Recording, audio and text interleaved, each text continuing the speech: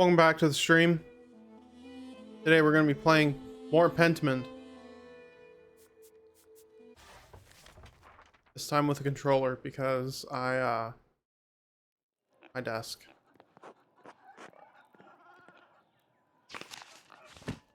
Just have to see what all the buttons do now.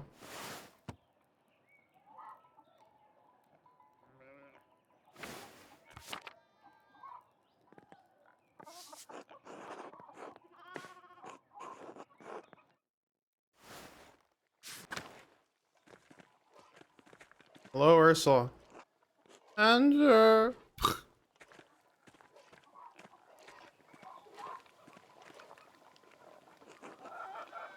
Andreas. Morning. I hope the day is treating you well. Well enough. Well enough, though there's too much to do and not enough hours to do it all. The storm made such a mess of the town. There's the leaks in the roof at the home. And then there's all that wool, Lord. What's this about wool? The ewes are near to lambing, so we sheared them last week. Must have spent ages washing all that wood. Have you ever smelled wet, dirty wool, Andreas? Ugh, there's nothing worse. Now that it's clean, we've got to spin it, and that takes an age all its own. Lord, I don't know where I'll find all the time.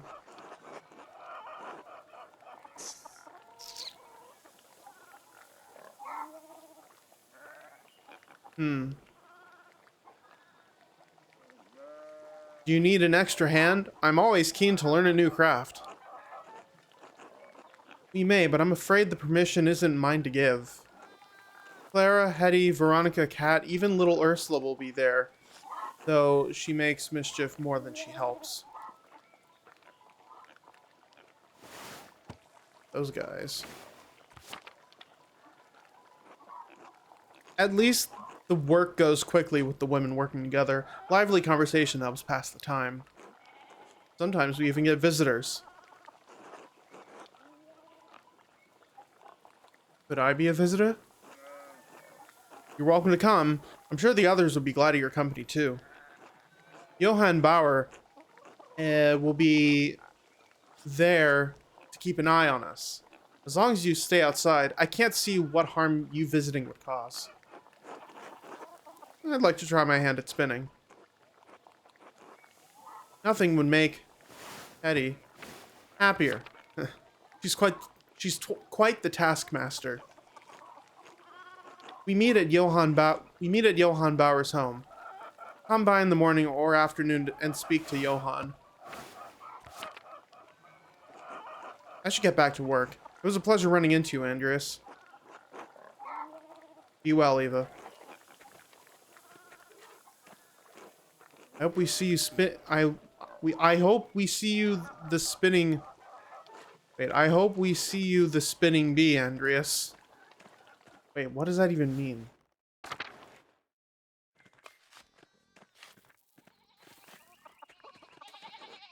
Hey, Andreas.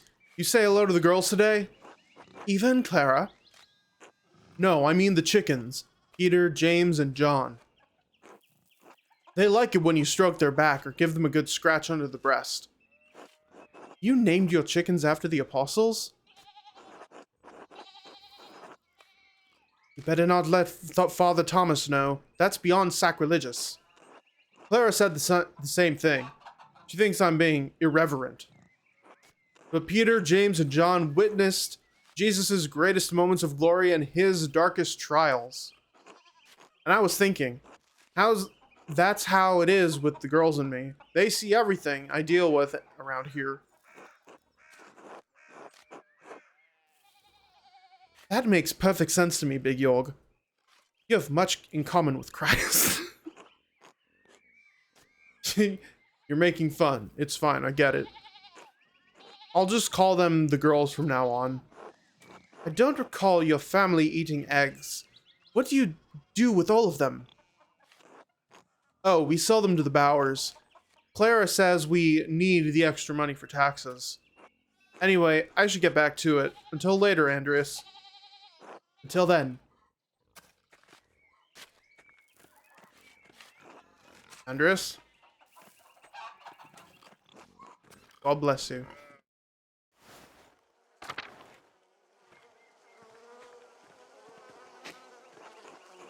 Jeez. Hey, Andres. How's it going, Hans? Keeping busy in the fields? I guess. Do you like it? What? Farming. I never really thought about it. Dad says it has to get done whether I like it or not. What do you think about that, then? What do you think about, then? Uncle France said, uh, Brigida, Brigida might come help with the laundry today. Ah. She's Martin's wife, right? She seems nice. She is. Nicer than Veronica, anyway. I wish, Brigida lived here instead of her. Well, you have a good time thinking about your cousin's wife. Until later, Hans. Bye. Andreas, was just wondering when you'd turn up. The gaggle said you'd come to watch them spin. Between you and me, Hetty's not about to let you go once she's got you in her claws. So I hope you've got a few hours to hunker down and get comfortable. I don't have the time just now. Maybe another day. I'm not about to twist your arm, young Master Mallard, but you be sure to come round before Sunday. Why am I giving these guys a Western accent? I better see that skinny bottom of yours at the bee, Andreas. I can't go inside their house. See you at the spinning bee, Andreas. That's not the button.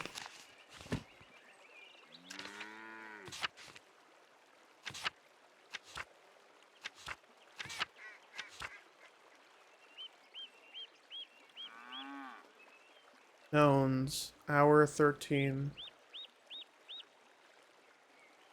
The Baron's man, Miklaus, has departed for Innsbruck. Plus the presence of the most.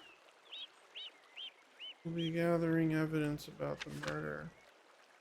Yeah, let's go ahead and talk to the Stone Master. If I can find him. Is this button? Oh, that brings up the journal quickly.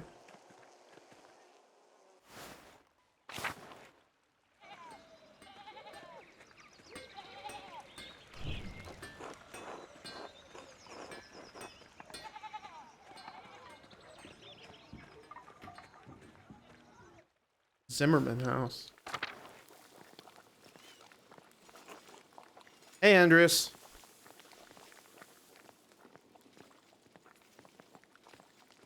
Not much for me to do here.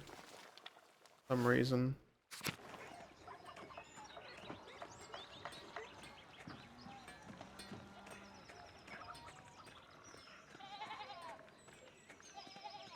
I forgot where I found Lucky.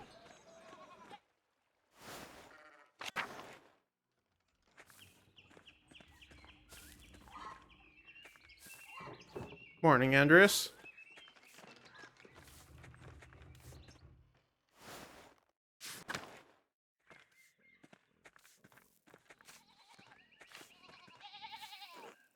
Hello, Master Mallard. I'm sorry to cause you trouble, but have you seen Martin recently? He wasn't feeling well, so I let him sleep until prime. Prime. Monastic hour during the first hour of daylight. One of the little hours of prayer. But when I came to check on him, he was gone. Did see Martin running through the meadow, but this is a delicate situation, and I'm not sure how to handle this.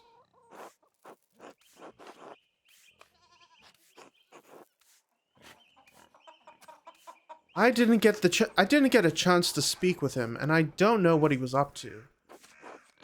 It could be entirely innocent, but if I tell Kat that I saw him fleeing the Abbey,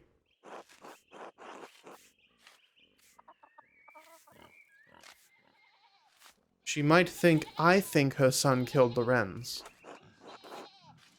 I don't want to get embroiled in their problems. Even if it was Martin who killed the Wrens, I don't know where he's gone anyways. Doesn't strike me as the murdering type.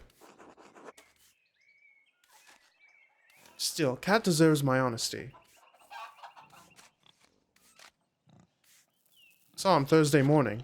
He ran through the meadow while I was on my way to the Abbey at prime. But he said he was sick. And what was he doing in the meadow? He hardly ever goes out there. It always makes him sneeze. He seemed to be running from the Abbey. Why do you ask? He has a history of making poor decisions. Like stealing? Baron Rothvogel's manservant believes Martin may have stolen some of the Lord's rings. Lord have mercy. That must be where he's gone, to sell them. Oh, Martin, how could you? Do you know where he's likely to have gone? The last time he ran off, it was to Innsbruck. But I don't know. I don't know. He could be anywhere. What if he's attacked on the road? I'm sure he'll be all right, Kat. I pray to God that you're right. I'm sorry. This is not your trouble. Thank you for speaking to me.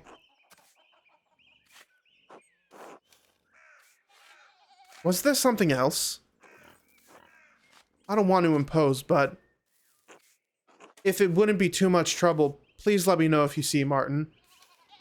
I'm so worried for him. Of course, Kat. Thank you, Master Maller. Be well. Oh, there's Brigida. I would wish you a good day, Andreas, but feared that would be a lie. Has something happened? Martin's gone missing. Kat is beside herself.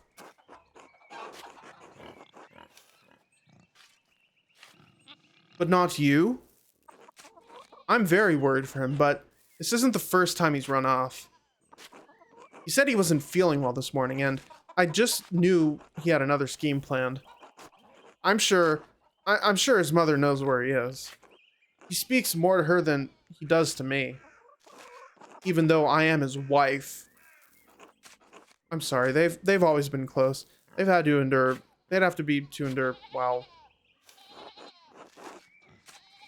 Maybe friends could tell me more. Oh, I don't. Well, do what you feel. Do what you feel you must. France is a difficult man, and very hard on Martin. It's made him difficult too. So difficult that he could commit a murder? No. There's a storm cloud over Martin, but it rains only on him. He would never hurt someone. I can't imagine it. What are you talking about? It's nothing, an idle question. I should probably get back to my chores. Franz will be angry if he sees me shirking. Or talking to an unmarried man. Of course, God willing, Martin will come home soon. He will. I trust in Providence. Be well, Andreas. Be well, Brigida. Hey, Maller, you seen my son?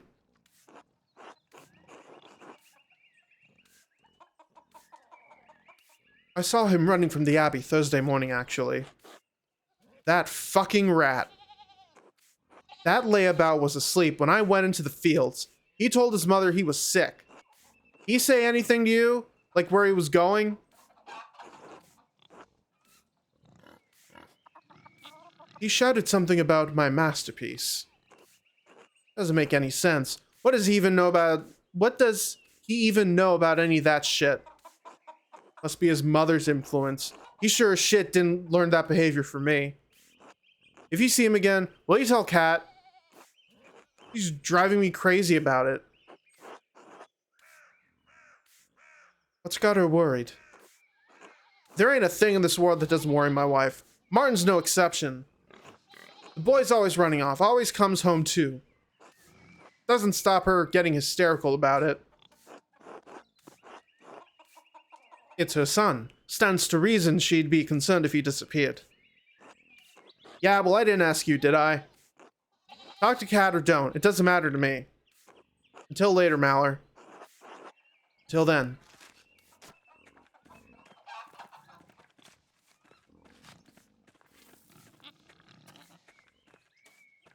I don't want her to go to the mill.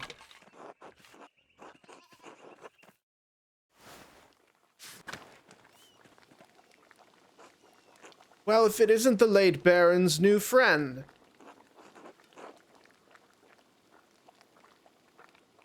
Morning. I'm glad to find you in such a good mood. Pah, city boy. Think you're so clever. What do you want? You must be bothering me for something. We've never really talked. I thought it time we get acquainted. No one wants to talk to a surly old widow out of the goodness of their heart. No, I know your type. You want something from me. What is it, boy? Spit it out.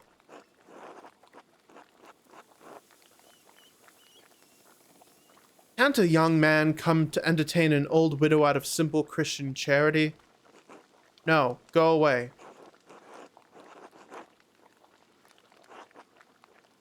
Please, I shouldn't. Fine, but I'm coming back later. Do what you want, I can't stop you.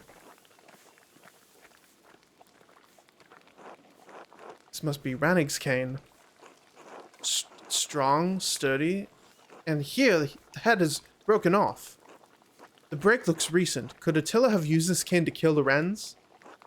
Attila, your husband's cane is broken. Do you remember how that happened? How should I know? Everything in here is broken and falling apart. The head broke off at some point. I don't remember how. Right. Pah.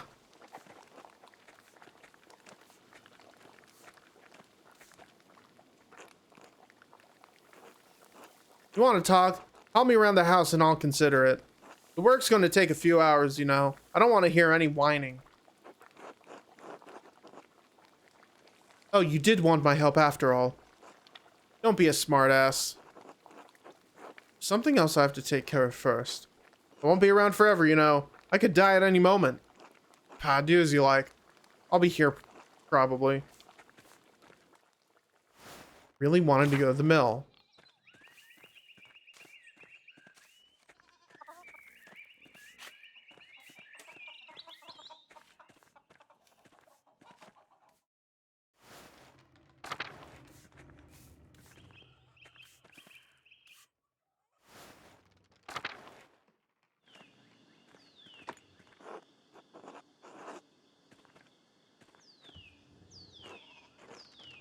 Good morning, forgive me, I've forgotten your name.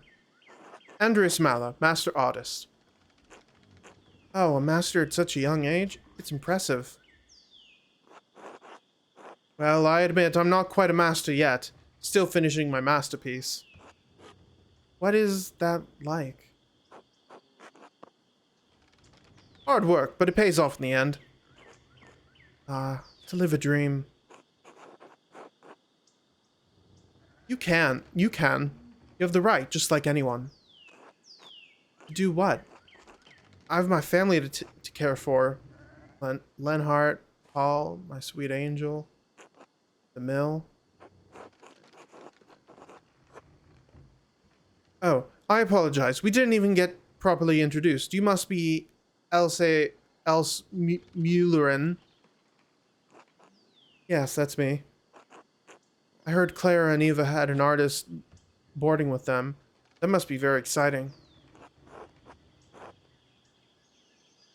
They've treated me very well. Perhaps Eva more than Clara, Oh, I only meant living on a farm among the townspeople. Isn't it very lively?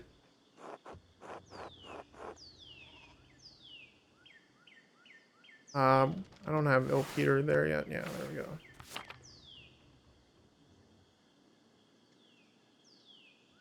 Only when Il Peter wakes in the night and can't find the chamber pot. Ursula brings some joy to the household, though. Ursula's child. Such a lovely little girl.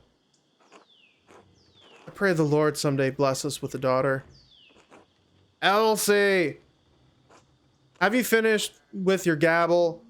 There's work that needs doing. Oh no. I'm sorry, I have to get to my labors. Of course. I apologize if I've bothered you. Until later, Mistress Mullerin. Until then. Cute dog. I love greyhounds.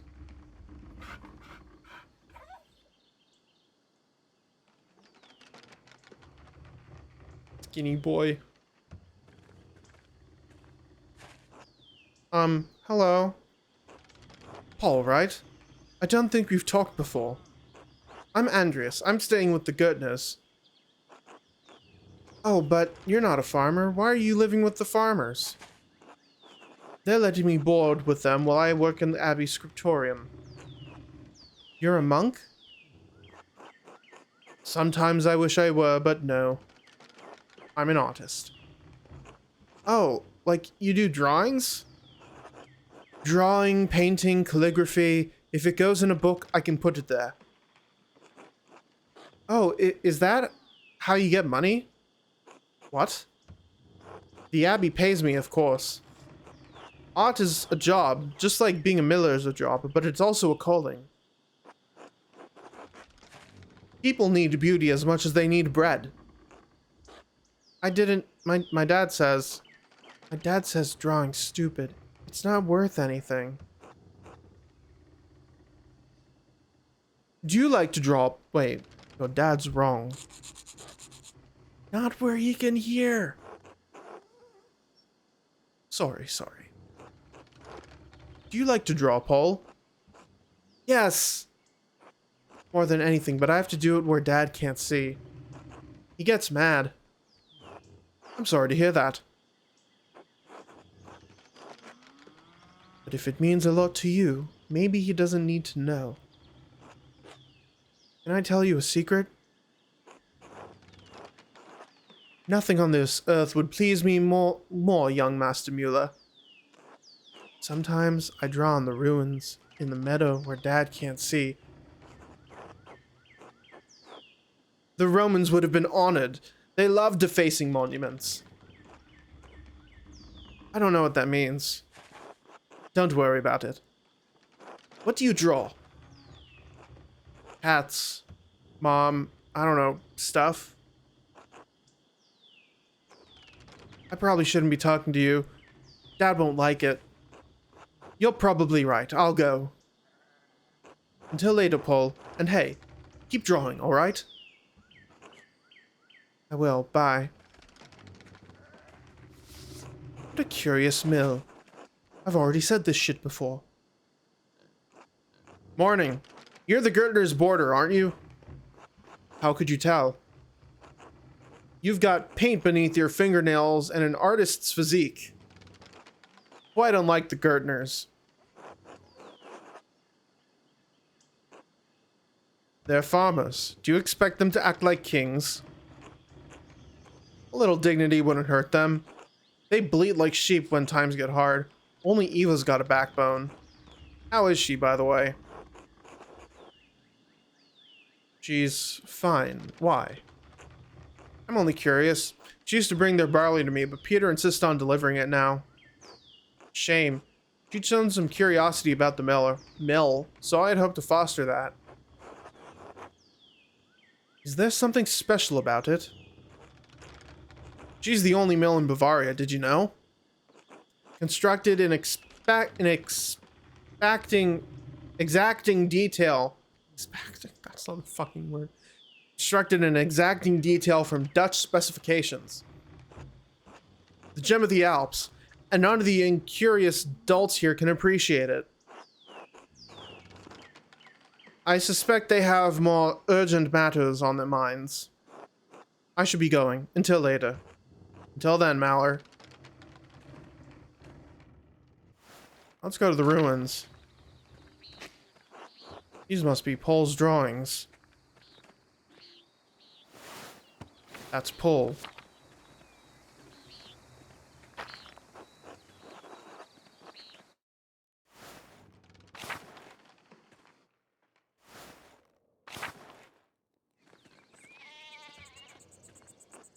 Hello, Master Maller. Irises. Beautiful. The figures in this shrine to St. Christopher are quite nice.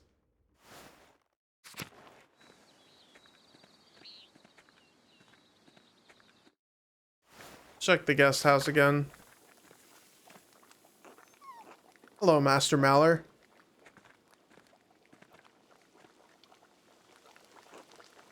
What's this? A letter to the Baron from Prior Ferenc? My god, Lawrence was blackmailing Ferenc to get him to perform some kind of occult ritual. It's one thing to read books on magic, but few are foolish enough to attempt to actually practice what's written in them. Some of the substances used in these rituals are dangerous, even lethal, and God forbid someone in the Inquisition finds out about it.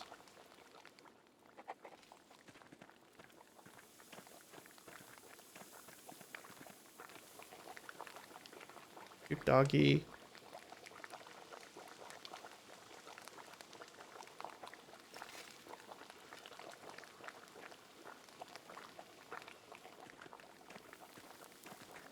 Can't talk to the servant. Unfortunate. Can I go to the Abbot house from here? No.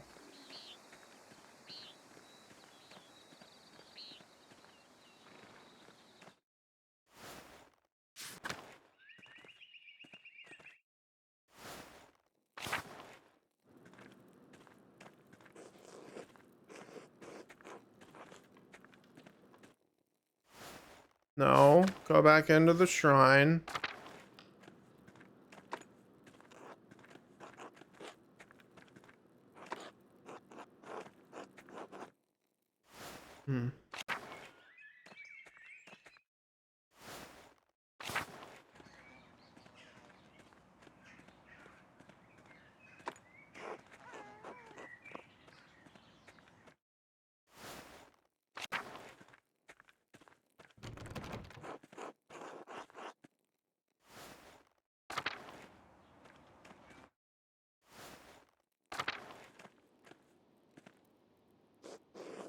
God bless you, Andreas.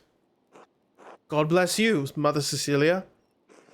Is there something I can help you with?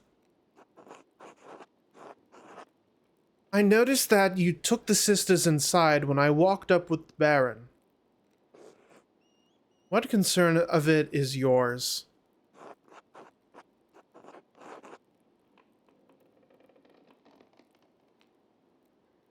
You said much in saying nothing. And now I will say even less. Good day, Andreas.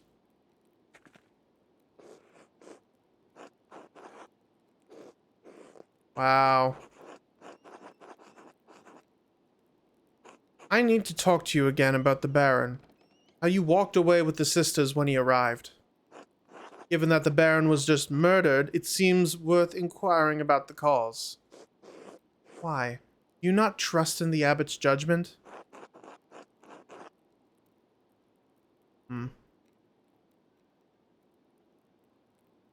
It is not the Abbot's judgment that matters, but the Archdeacon's.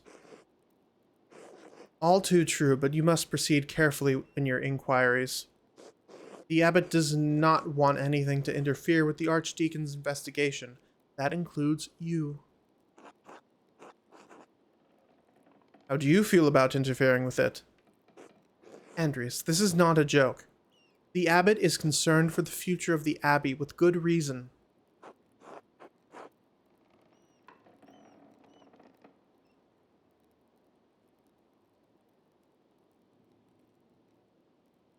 Why should saving an innocent man's life threaten the Abbey, or I'm concerned for Piero's life?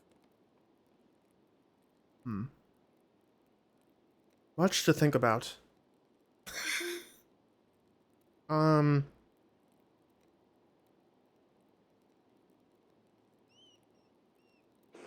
if the Archdeacon leaves here without determining who killed Baron Rothvogel, it will draw the attention and ire of the Prince Bishop of Freising. Then help me determine who the real killer is. I am simply a nun. Why do you think I can help you?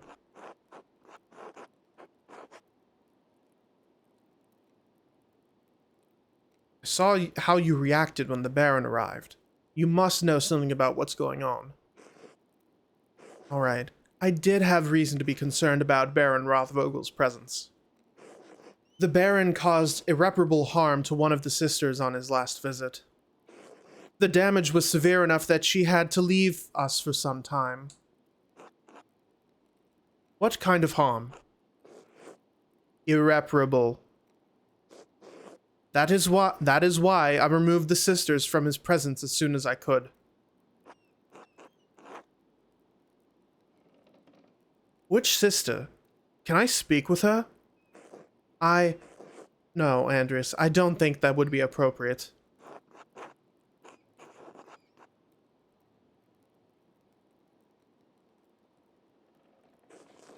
It's a painful memory, Andres. Alright, this doesn't help me much if I don't know what happened or to whom. I understand this is less information than you likely wanted, but I do not think I can tell you any more in good conscience. Trust me when I say that the victim of this incident could not have killed the Baron. I need more than that. Are there any records on her? On what happened? Yes. We keep records on all the sisters in the library. Not that it does you any good. You're not allowed.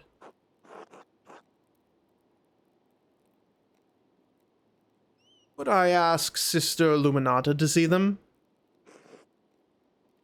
She won't give them to you. Our records aren't available for outsiders to look through. Sister Illuminata told me there's a secret entrance into the library. Oh? And you know where it is?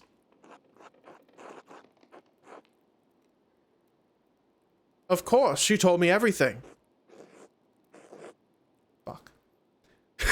You shouldn't lie. You shouldn't lie, Andreas. You're bad in it, and it's bad for your soul.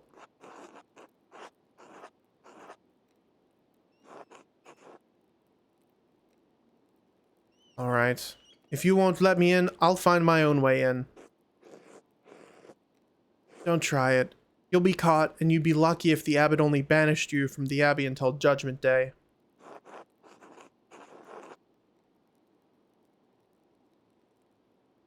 You're probably right. God bless you, Mother Cecilia. May God bless you, Andreas Maller. Irreparable harm. Sneak into the library.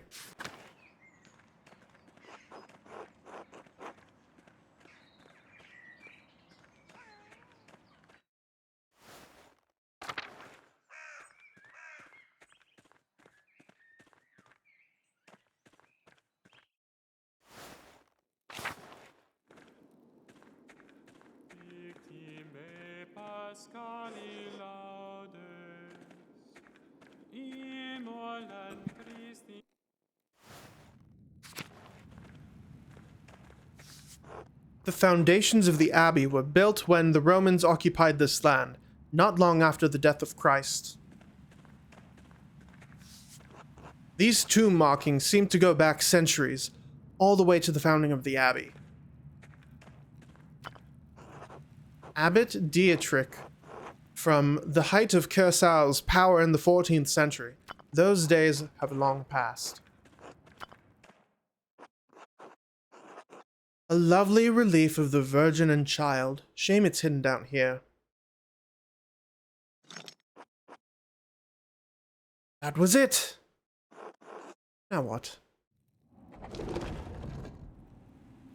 Heh heh. The sisters may be in the library right now. I need to wait until Compline.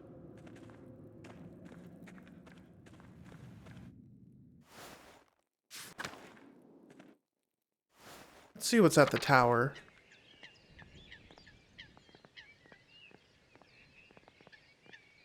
Two bells having sex. Two bells having sex. My muscles involuntarily flex. God bless you, Andreas.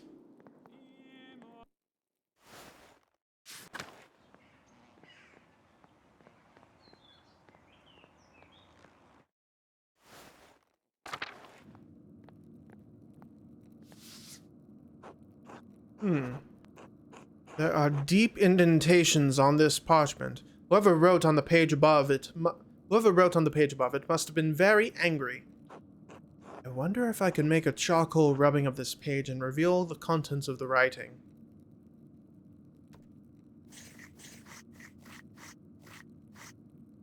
Oh.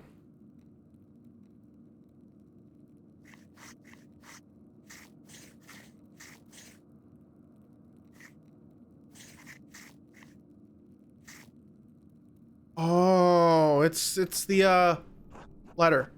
Ah, clear as an alpine day. It's a letter to the Baron from Prior Ferenc. Ah, this must be where Ferenc wrote the letter I found in the guest house.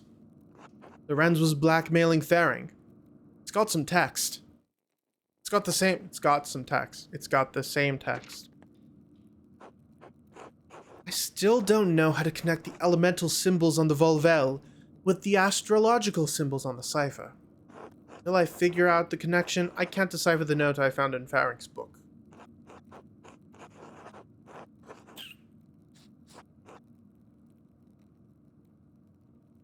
I found the secret passage in the crypt. There has to be a book in the library I could use to figure this out. Sister Illuminata is in there most of the day. Perhaps I can find a way in after dark. And if all else fails, perhaps I'll ask Werner Stoltz. He lives off the North Commons. I have a sense he doesn't like me much, but I'll find a way to get the information out of him.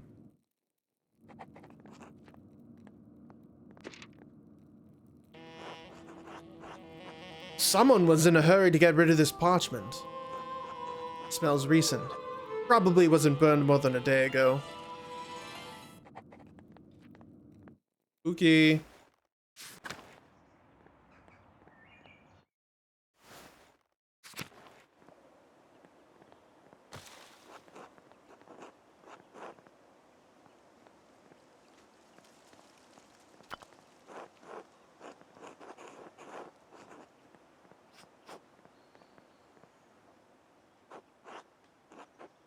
Brother Gerhard has been quite dead for some time. Why is his grave disturbed? Good question, Andreas.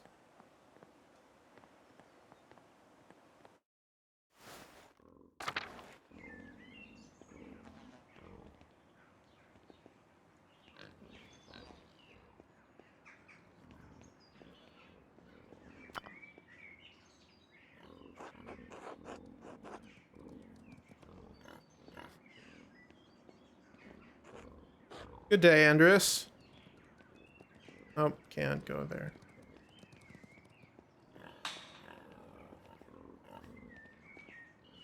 Funny looking pigs. I don't think I've been. Oh, yeah, I have been in here.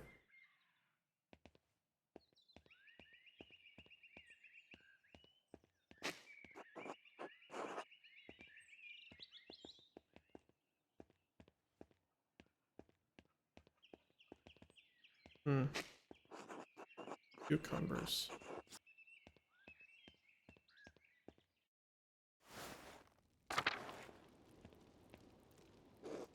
Ah, Andreas. What an awful time. Awful time. A baron murdered at Kirsau. These are dark days indeed. Brother Piero, I admit, I would have never thought him the type.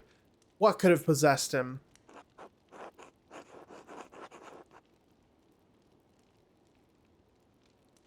The devil can make monsters out of even the holiest men, Prior Faring, but Piero... All men are weak to Satan's temptations, Andreas, even old men. But you have come for a reason. Do you need something?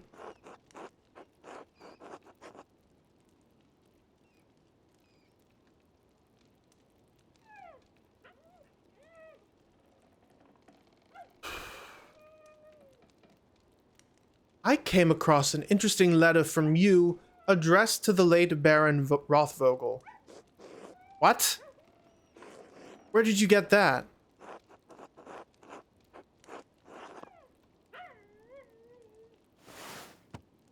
Ah.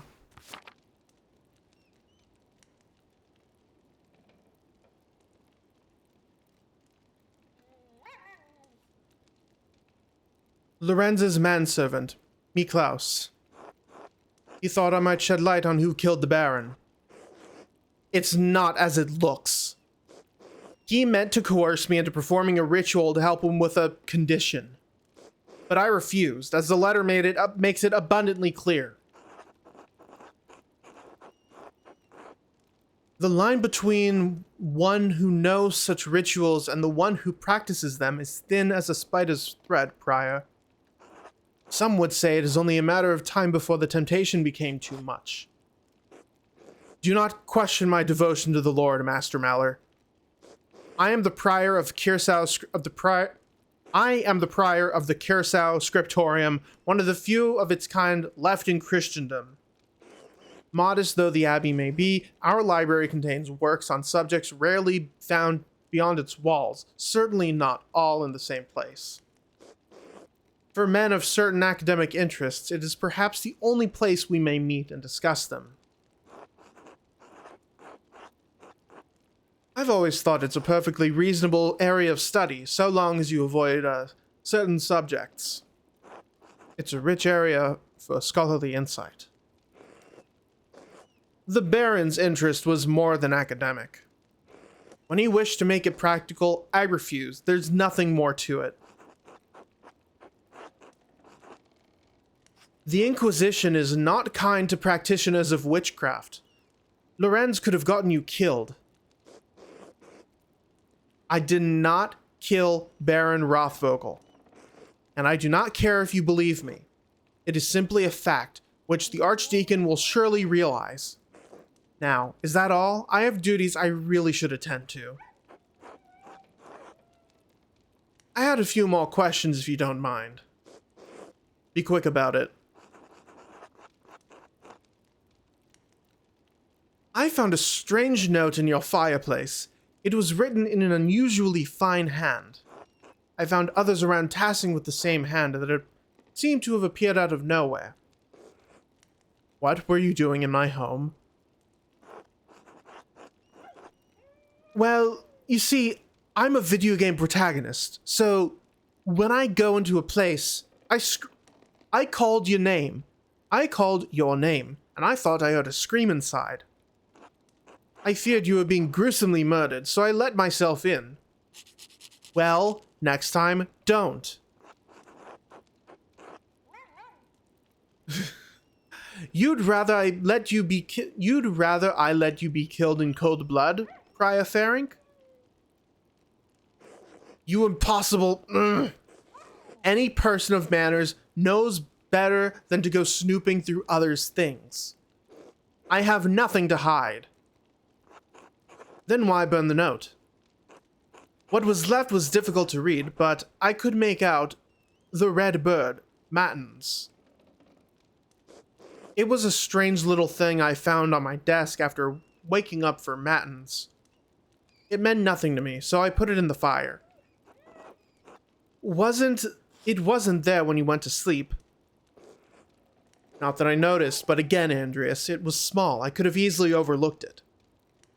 Surely it's a loose scrap, but the hand was handsome. You're correct. Unlike anything penned by the brothers in the scriptorium, to be certain. How unsettling. Do you remember what the note said? No, only that I found the contents nonsensical and disturbing. The remaining legible part read, "The red bird, You don't you don't know what that could be? A scrap from some bestiary? I couldn't say. My eyes watch the heavens, not the trees.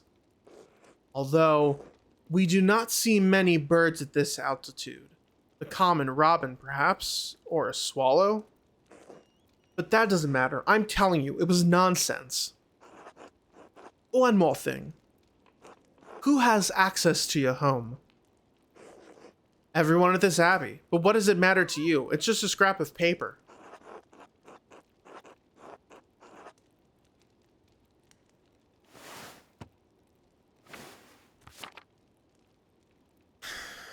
I found a similar note in the Baron's effects while Brother Florian was performing his initial examination.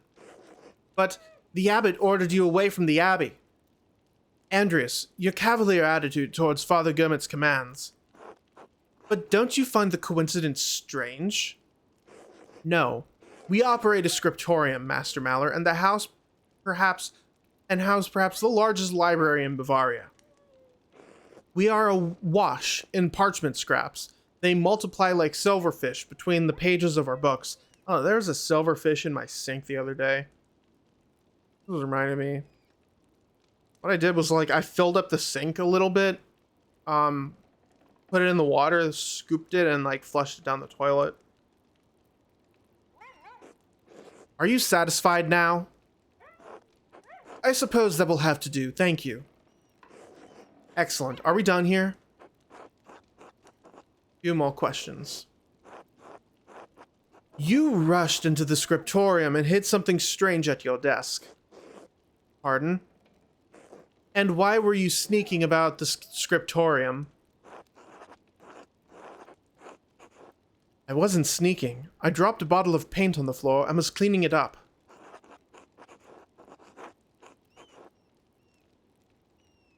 I could have left it there if you preferred. The floor is rather drab in the scriptorium. This ungrateful wretch. Let us seek a common understanding, Maller. Oh, wait. Wrong voice. Let us seek a common understanding, Master Maller, as two brothers in Christ.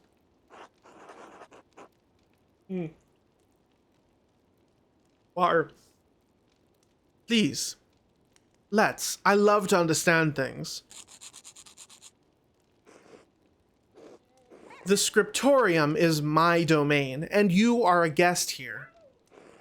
And so long as that is true, I do not answer to you, but the abbot only. Is that clear?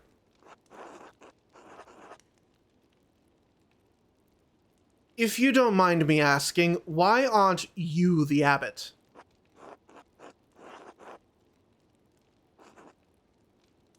Are you not better suited to the job, given your age and experience? That's not... I will not discuss this with you. Are we done here? For now, be well, Prior Ferenc. Bless you, Master Maller. Doggy.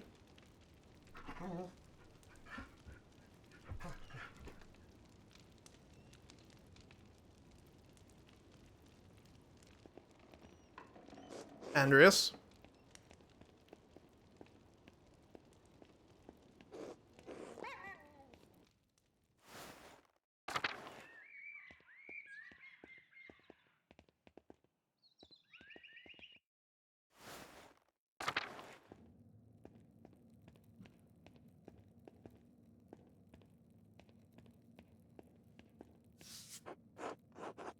This bloodstain is awful. It must have been left by the Baron before he died, but how?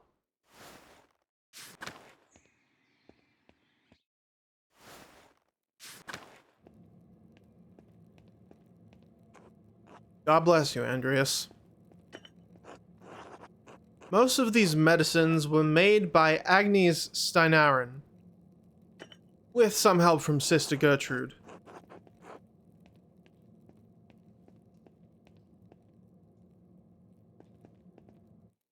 There we go.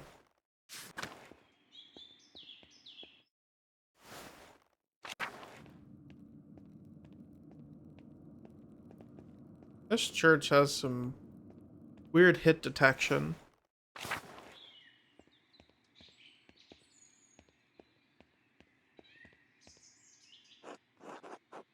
Andreas. Andreas. Well, I'm just gonna give this guy a normal voice. Andreas, I'm so sorry about what's happening to Brother Piero. I do not know him well, but I find it hard to believe he could have killed the Baron. Do you have any idea who might have done it? Did you see anything? Sadly, no. Most mornings I spend my time reading in the courtyard, but the rain made that impossible. And although the brothers are friendly, I do not know them well enough to speculate. I am sorry. I know it might be far from your mind, but have you considered my offer to eat with you and the townspeople? The gospel says that man cannot live on bread alone, but from time to time a little bread is required.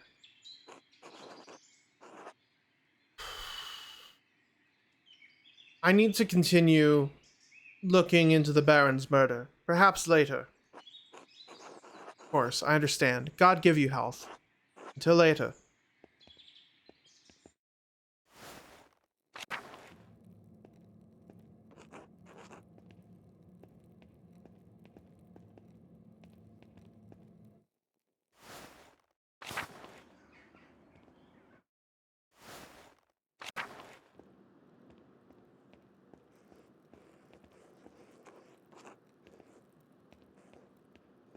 Hmm.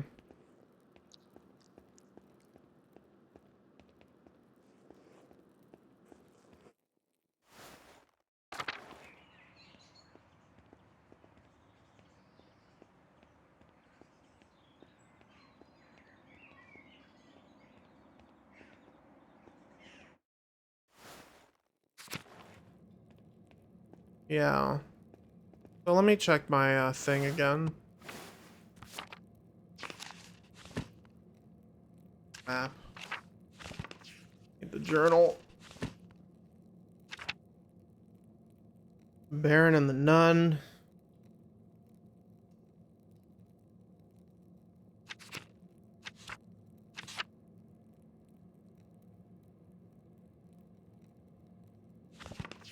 Stonemason.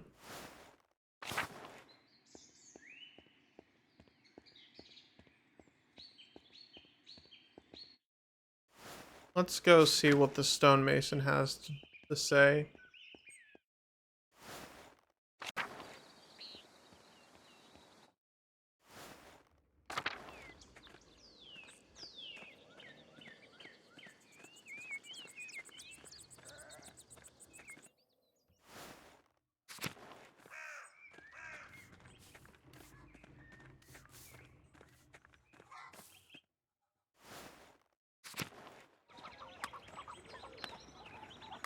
Wow.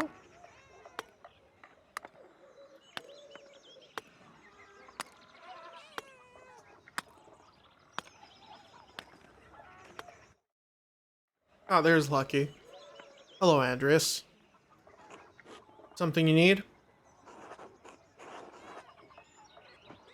How are you doing today, Lucky? We don't talk much. Andreas, I have things to do. Father Thomas Father Thomas needs me to help out at the church. After that, I'm going fishing with old Otto. Gabe Newell. So if you don't need me to repair a wall or a fallen chimney, then leave me be.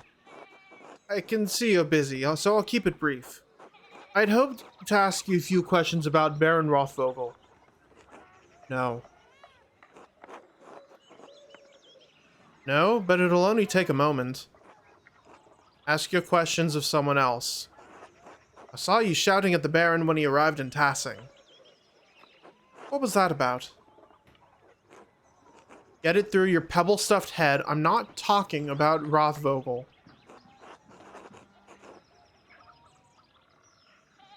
A man is dead, Lucky, and another's life hangs in the balance. Christ compels us to speak honestly, neighbor to neighbor. God damn it, Andreas. I told you to leave me be. Christ has nothing to do with it. Lucky already told me he didn't want to talk about Lorenz. But it's clear they argued over something, or Lucky wouldn't be so hostile. Lucky is known to be an honest man. Maybe I can just push him a little more.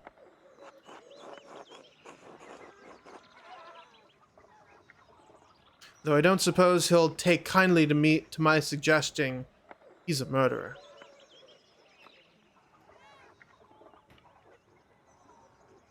Alright, I won't press you.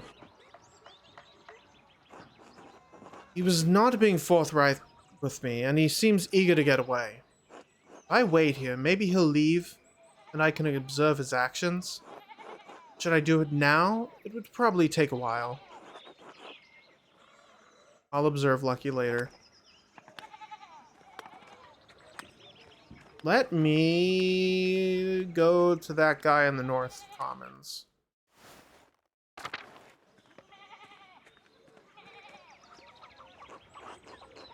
Hello, you're the artist from Nuremberg.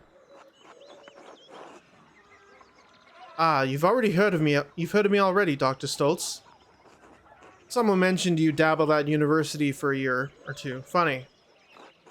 You're staying with the Gerdners, yes? The Abbey does have a guest house, you know. I'd rather stay in town. The Abbey is too rigid for my tastes.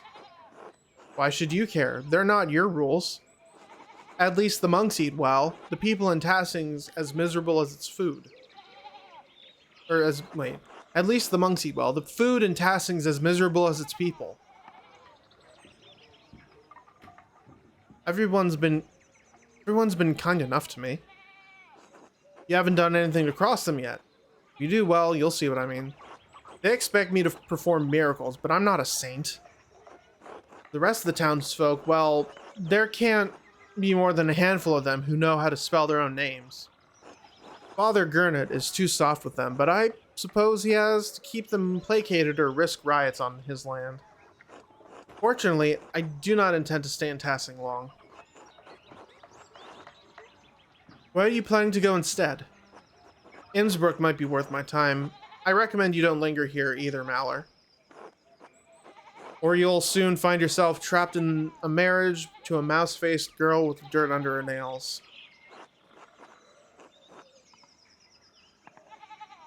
A daily risk for you, I'm sure. I'm a successful, educated doctor, Maller. I can't be too careful. In any case, I must ask you to go. I have plenty of work to do. Good day. Before I go, can you answer a question for me? What? Do you know how the elements relate to the astrological signs? Are you serious? Deadly serious. It's very simple. Even someone with a bachelor's degree should be able to understand. Each astrological sign is ruled by one of the four elements. Aries, Leo, Sagittarius are the fire signs. Cancer, Scorpio are water. Air rules over Gemini, Libra, and Aquarius. And now, let's see the power of your trivium education. What signs can you infer are ruled by the Earth? Thanks, I figured it out, asshole. Taurus, Virgo, and Capricorn. Good. Now leave and never return. Here ends the lesson, Master Maller. Gee, thanks. What time is it? Prime. 6 a.m.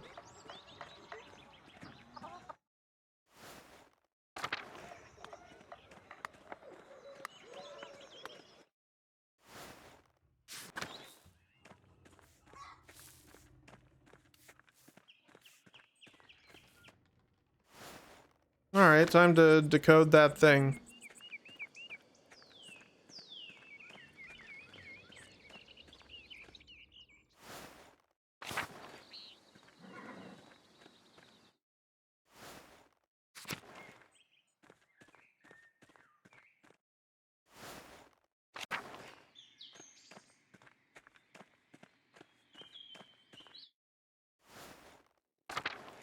I don't want to be here.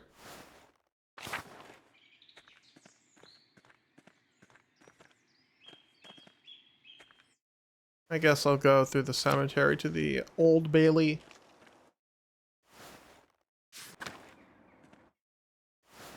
Oh wait. It was in here.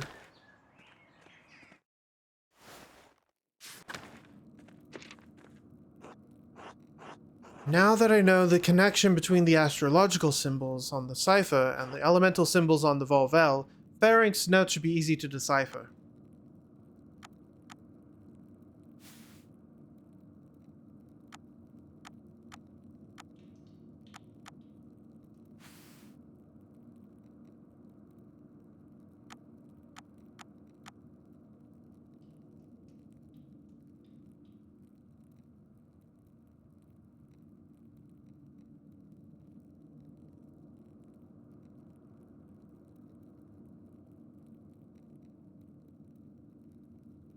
Air.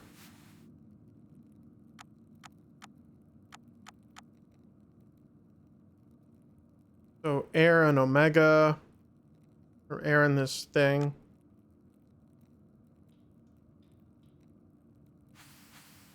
Earth.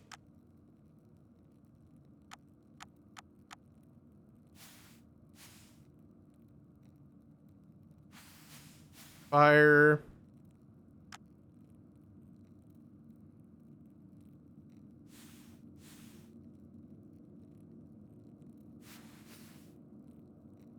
Water. Fire. Water.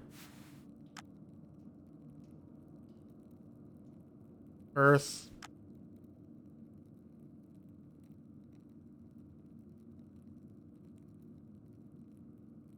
Earth. And then water.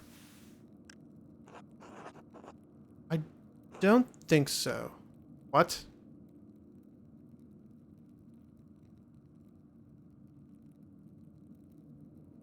Tiger Guard.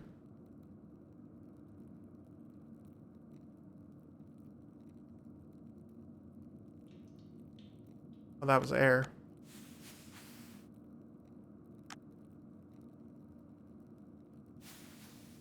Earth. Fire. Water.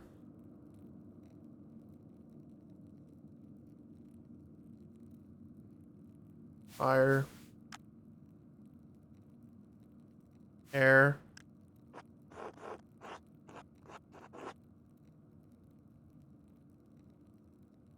Uh, Gerhard? As in the late brother Gerhard? Yes, yes. It can't be a coincidence. Gerhard. Hi, Gerhard. How does brother Gerhard died sometime last year? How does this connect to him?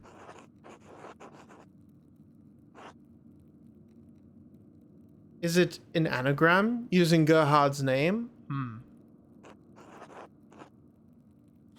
Harried? Hardier? Where does the G go? God, I'm sure Adic would know. Maybe it's not an anagram. Let me think.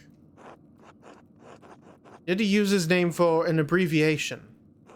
There's a lot of letters for an abbreviation. Cipher inside of a cipher? Perhaps. I don't know. Let me think. Why his name? And why Higerhard? Dutch? No, not Flemish or French. Let me think. Wait, maybe it's an abbreviation and a name. Gerhard is his name. What's H-I? Odd Ignota? No. Hinc ile lacrimae? Oh my god. It's so much simpler. Hic Iset. Iset. Here lies Gerhard. Gerhard's grave. I wonder if it has something to do with the Baron's murder. Like a record, baby. I should ask the abbot for permission to exhume the grave as soon as possible.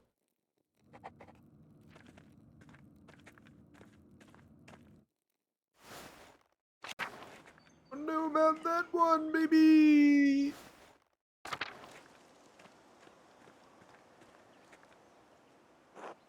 Brother Gerhard's grave was disturbed by something recently. Ferenc must have buried something here.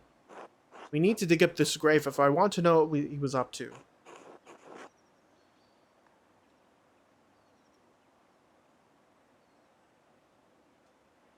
One's auto again.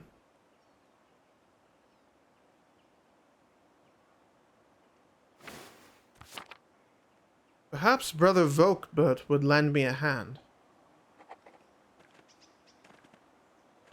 I trust Volkbert. Wherever he is right now.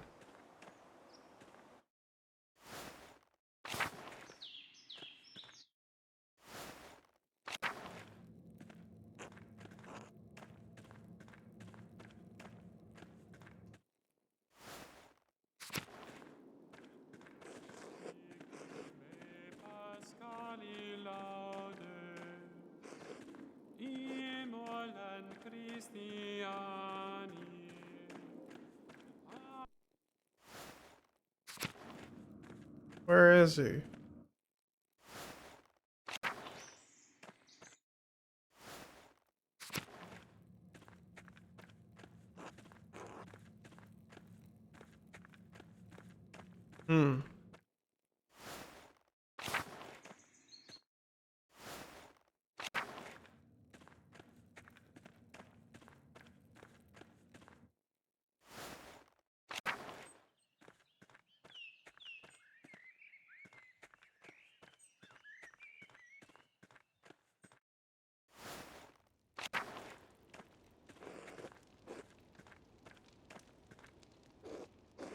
Andreas? I trust you are abiding by the command to leave Piero and the rest of the monastics in peace.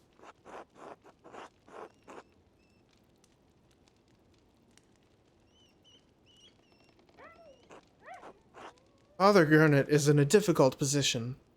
He hasn't been at the abbot long, and he's young. The elder monks don't respect him. A friend of the Prince Bishop murdered under the good roof of his abbey. It doesn't look good.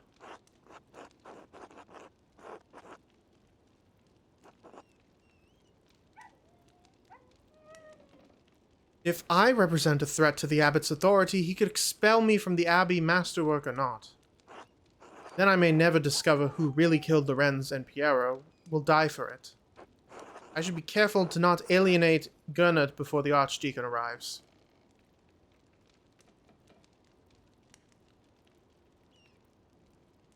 I've been abiding by your command, frustrating though it is. I do not appreciate your characterization of my reasonable request as frustrating. Nevertheless, I must admit I have not heard any complaints about your behavior, for which I am grateful.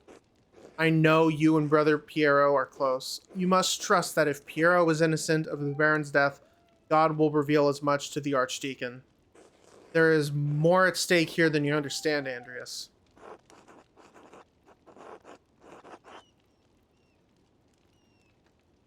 What is at stake here exactly? Aside from an innocent man's life, of course. There are few extant double monasteries with working scriptoriums any longer. They're costly to operate, and the church doesn't approve of them. Baron Rothvogel was a friend of the Prince Bishop, and if the Prince Bishop were so inclined, he could order the abbey closed and our community disbanded. A community of which you are not a member, and whose precarity you can't understand. I thought you were a clever man, Andreas. Your ignorance disappoints me.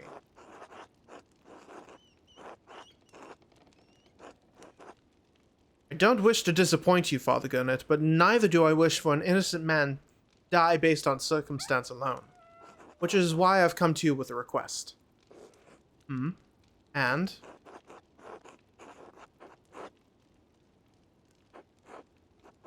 Ferenc is Gurnet's assistant.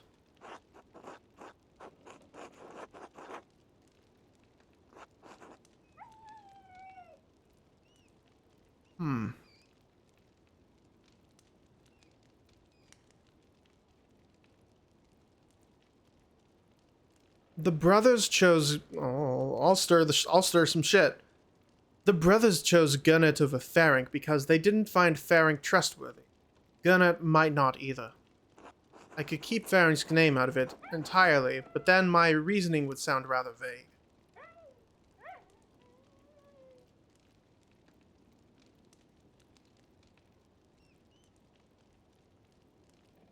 I have reason to believe that there is something hidden in Brother Gerhard's grave, and I'd like to dig it up. What does that have to do with the death of Baron Rothvogel?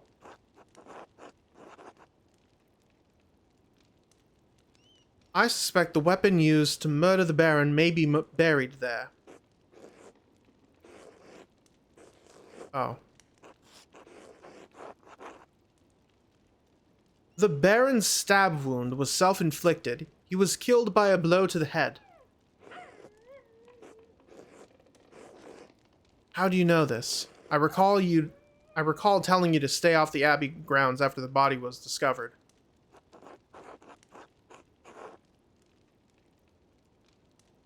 Florian let me watch this investigation, Lorenz's wounds against the abbot's wishes. It would be ungrateful to me to reveal his disobedience to the abbot. But what we learned might help convince the abbot that Piero couldn't have killed Lorenz.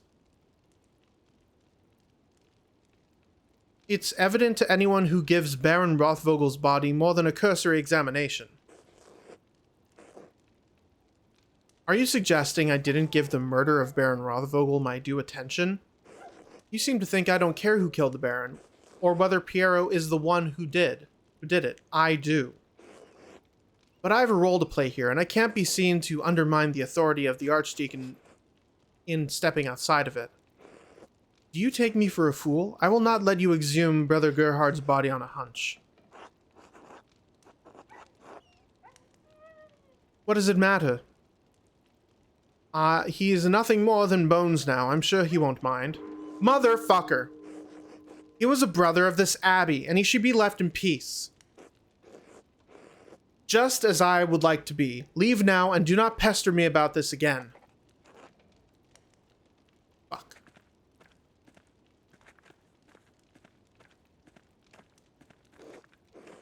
Yeah, fuck you, Ferenc.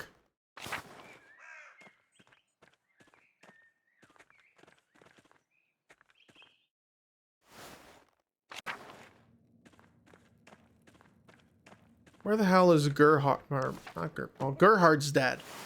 Who's the one that I thought of to dig up the grave with?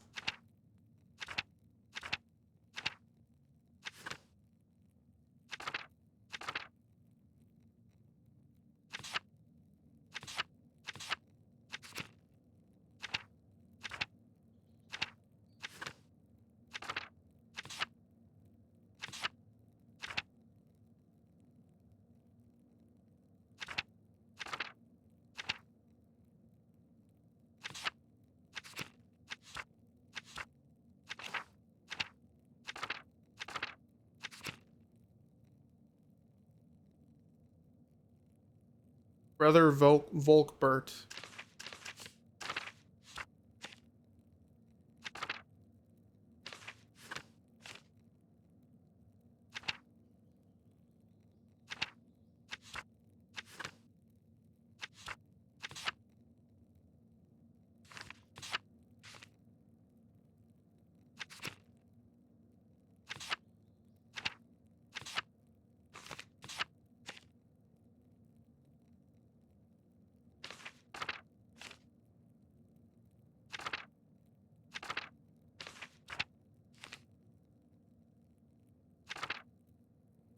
Ah, there we go.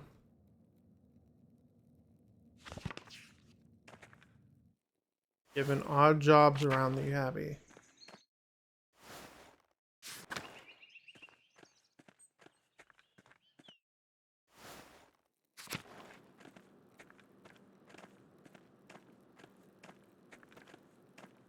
And I am not really getting anywhere in this investigation.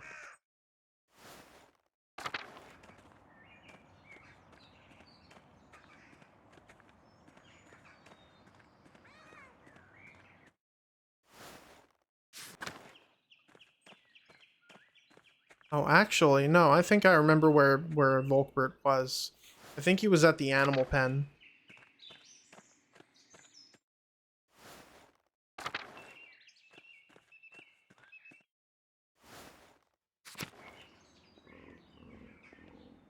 There we go.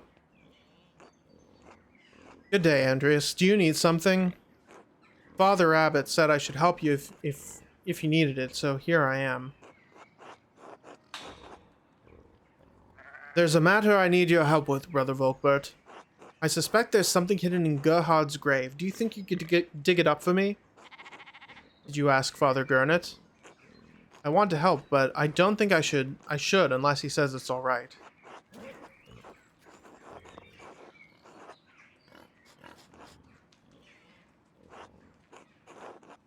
Volkbert is a kind man, and he always wants to help, but he's also very credulous. Deceiving him would be easy, but...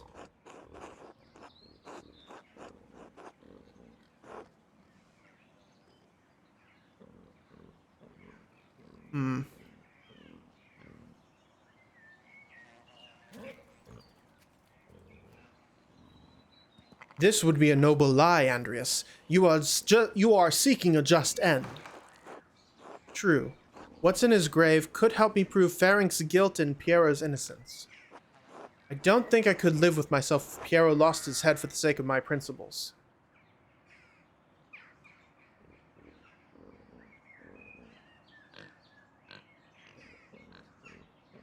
Yes, I definitely did talk to the abbot. He says it's fine, but don't ask him about it. Oh, that's good then. I don't like talking to the abbot. He makes me nervous.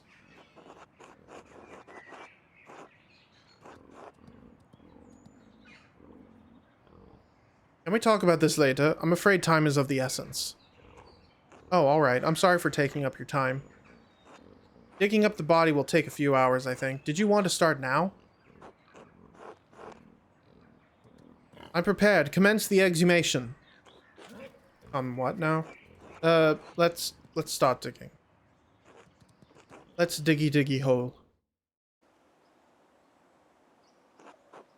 How long have you been doing this, Brother Volkbert? Well, since you asked me... Well, just since you asked me to and we came here.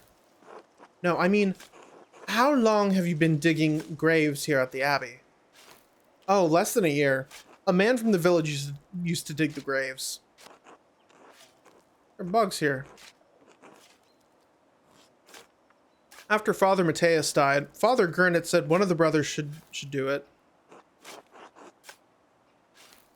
God rest his soul. Father Matthias was a kind man, a good man. I pray he is with God now. Do you pray for Lorenz Rothvogel, Volkbert? I will. Father Gurnet says that the wicked need of our prayers...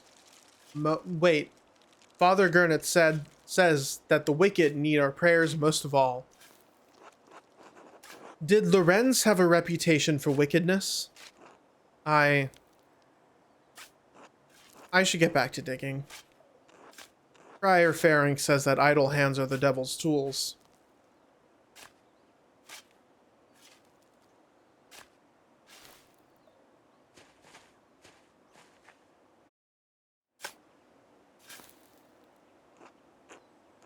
This is going to take me a while.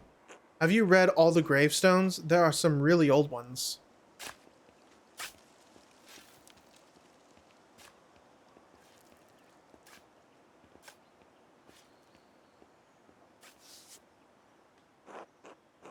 Mother Brunhild?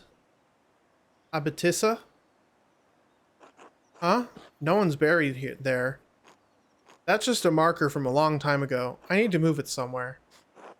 Yes, the 12th century, but Abbotissa. Thessau used to be run by an abbess? I don't know. I wasn't there. I wasn't there. Father Gurnet must know. I don't want to get in trouble.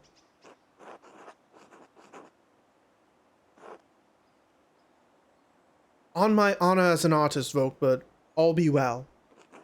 Good, I trust you. You're a good friend, Andreas. Wow, fuck. This is gonna make me feel bad when he gets caught.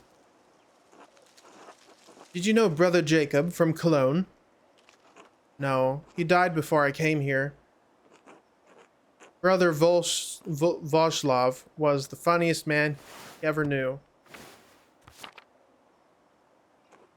Brother Piero and Brother Adic agreed.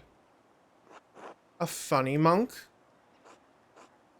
They said he can make his voice sound like any of the other brothers, even Father Mateus. And that he had a face like clay. He could turn into all sorts of funny shapes. Some of the brothers laugh at me, but I don't think I'm funny, not like Brother Jacob was. Who laughs at you? Brother Guy and Sister Zadena, maybe some of the others. Sometimes they tell jokes and I don't understand what's funny. When I ask, I don't know if they're laughing at the joke or laughing at me.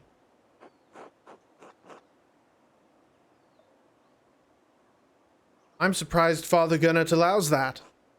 Oh, Father Gurnett doesn't know. At least, I don't think he does. But it's alright. Brother Vashlev doesn't let them hurt me.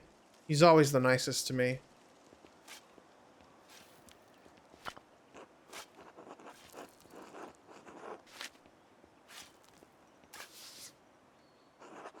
Oh, Father Mateus is here. Yes, is something wrong? His headstone is wood. Aren't abbots usually buried with more marble? I think you're right. I think all of the other abbots are in the crypt or under the church.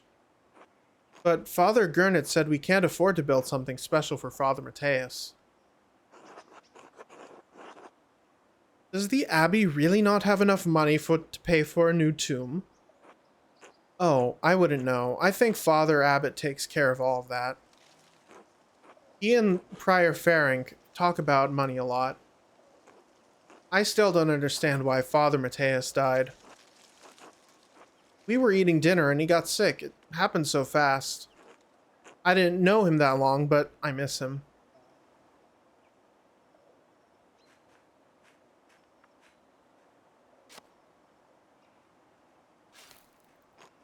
Look, here comes Brother Matthew.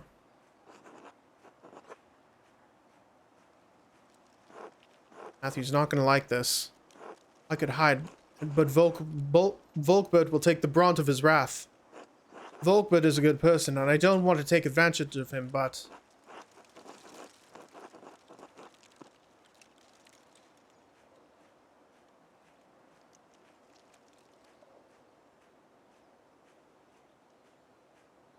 Alright, if anyone's in the chat here, hmm.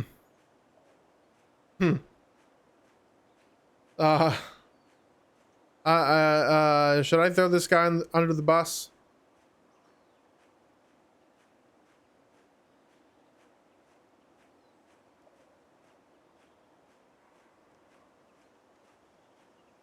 Hmm. Hmm. Hmm.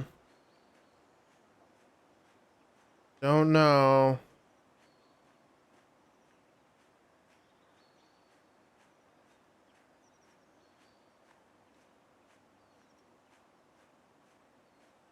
Hmm.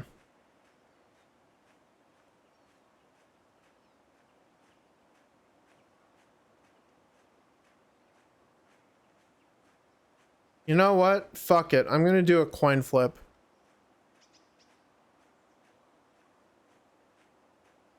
Because I'm too much of a pussy.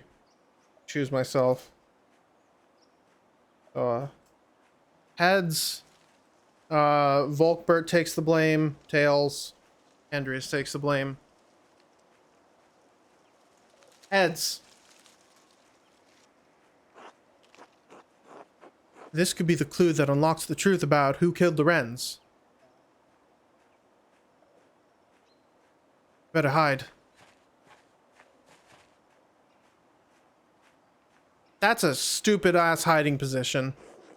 Why are you digging up Brother Gerhard, Brother Volkbert? I was told that the Father Abbot said it was alright. Did someone else request that you do this? Andreas did, but where did he go? Did the Abbot personally give you his permission, Brother Volkbert, or might Andreas only have told that you did? I don't know. I'm sorry. He said it was fine. Please don't send me away. It seems someone has played a trick on you, Brother Volkbert. Have mercy, Brother Matthew. Please don't tell Father Abbot. I don't want to go away. The Abbot's not going to send you away, but he will be very unhappy about this. Please rebury Brother Gerhard and return to your regular duties. We'll talk about this later.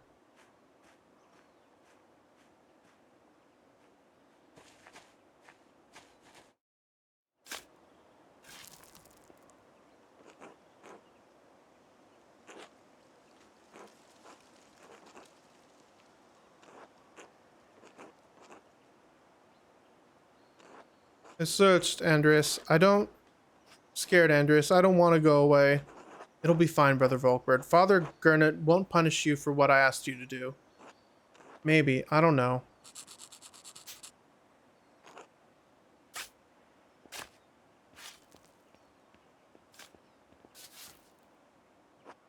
Sister Maria, the librarian. She must have been here. She must have been from before your time here. Oh yes, Mother Cecilia liked Sister Maria very much. All of the older sisters say she was a sweet woman who loved the Lord. I'll be digging her up soon. Pardon? The brothers and sisters are buried here until their bodies turn to bones. Then I dig them up and take them to the crypt. We don't have much space here, you know. Andreas, I've reached Brother Gerhard, but... Yes, is something wrong with the body? No, I don't think so, but there's a sack down here, too. Wait, what kind of... Let me see it. Ooh. Ah, arcane tools. They could serve no other purpose. Tools like this shovel? Not quite. Magic tools. Two are plated with precious metals and engraved, a silver chased rod and a golden plate. The rod has symbols of the zodiac on it, but the plate has some script I don't recognize. And a knife. Seems ordinary enough, but together with the other two buried here, why would someone bury those things here? Because they didn't want them to be found, because they're forbidden. Wait, there's blood in some of the symbols on this rod, dried to be certain, but not that old. Berenk tried cleaning this, but wasn't able to remove it all. This be what was used to kill the Wrens? Is this the devil's work, Andreas? It could very well be that the devil himself is behind this, Volkbert. No, God help us. The devil called man. No, Brother Volkbert, there's no question a creature of flesh and blood did this. Oh, who? I can't tell you, Volkbert. I'm sorry. Why not? What's going on? I don't understand. That's what I need to figure out, Brother Volkbert. Thank you for your help. Eat. I should find someone to eat with.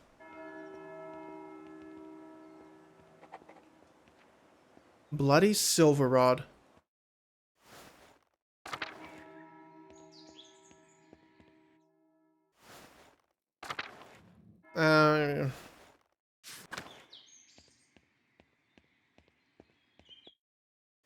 Yeah, let's go back into the church. I wonder if now's the time to go into the crypt.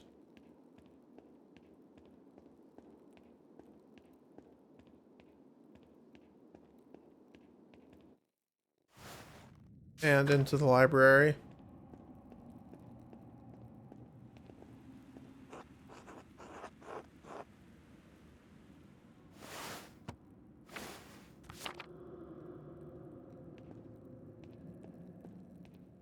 Nope. Compline.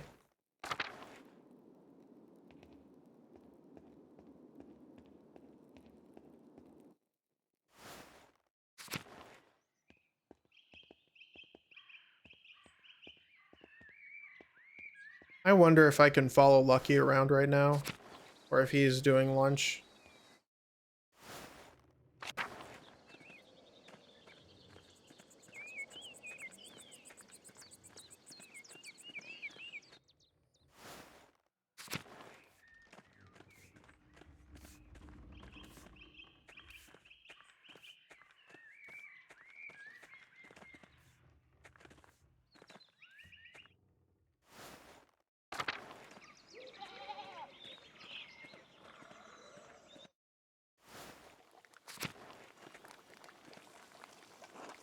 Andreas? Good day, Lucky. Do you have a moment to talk? Make it quick. I was wondering if I might break bread with you and Agnes. We've never shared a meal. I don't see why not. Agnes would be glad to have you. Is now good? That would be great. Let's not keep her waiting then. Bless us, O Lord, and these your gifts, which we are about to receive from your bounty. And we pray you keep safe the souls of the two innocents who rest at your side. They are dearly missed. Through our Christ and our Lord, amen. Amen.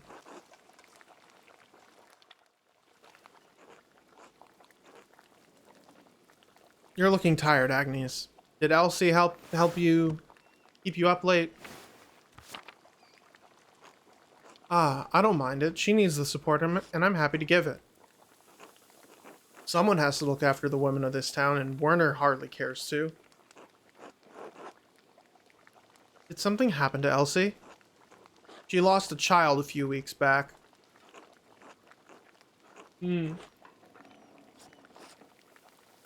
was overjoyed when she finally quickened, but her bleeding returned soon after. It's been difficult for her, but she has been through it before. She'll make it through again. What food? Swabian ravioli. She is strong in her love of Christ and in the love of her husband. She does dote on him, though Lenhart hardly deserves it.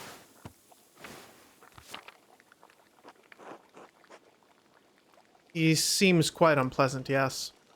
That's one way to put it. The miller is not a kind man, not to the peasants and not to his wife. Spreading rumors is not Christian behavior, Agnes. It's hardly a secret. The man has power in this town, and he makes certain we all know it.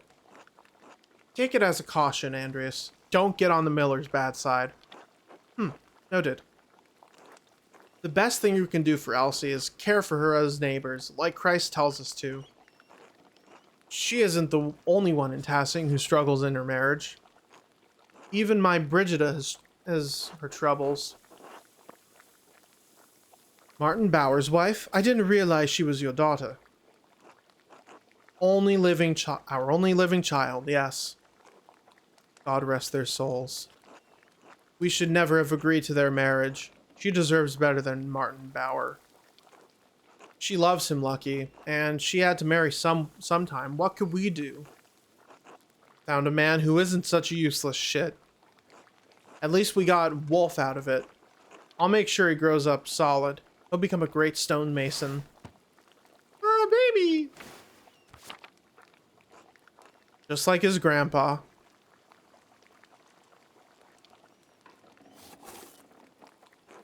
Now, why don't you tell Andreas about your work at the Abbey? You said you found something strange in the building? Strange how? Ah, that. I was repairing a cracked wall down in the crypt. The Abbey used to be a Roman fort, right? So it's no spring hen. I bumped into a relief of the Virgin and a door slid open. It was the damnedest thing. I actually discovered the same thing. A fascinating architectural detail, to be sure. That old abbey's full of secrets, make no mistake. Anyway, stuck my head up through the trap door and one of the nuns screamed. You didn't tell me that part. I felt bad for scaring them.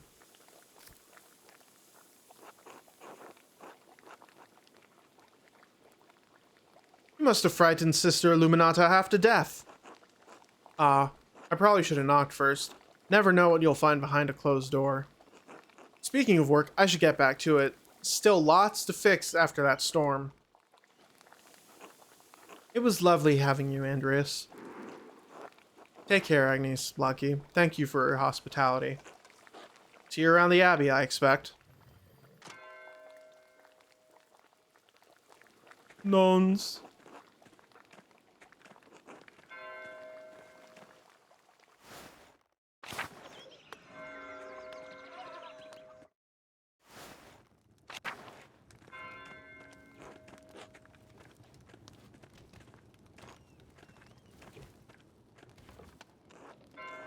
Andrea, it's such a pleasure to see you.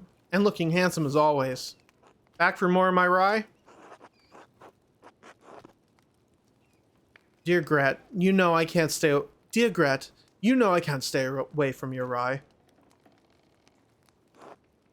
I was passing by and thought I should say hello. Now I must say goodbye. Always welcome here, Andreas.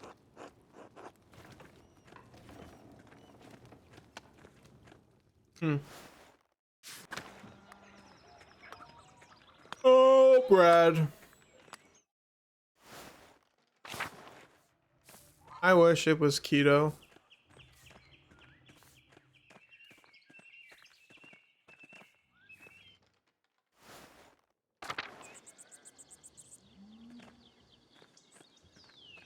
Alright, what should I do now? Well, let me go back and see if I can follow Lucky.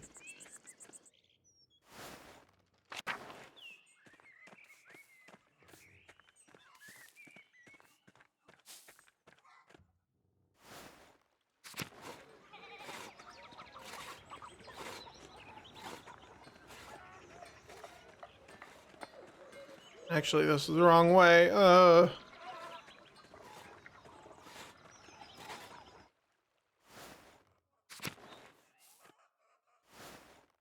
Whew.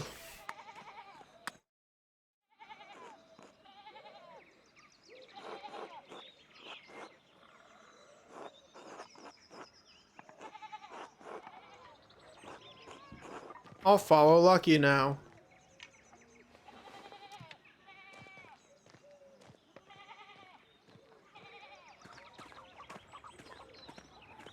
Keep at a safe distance.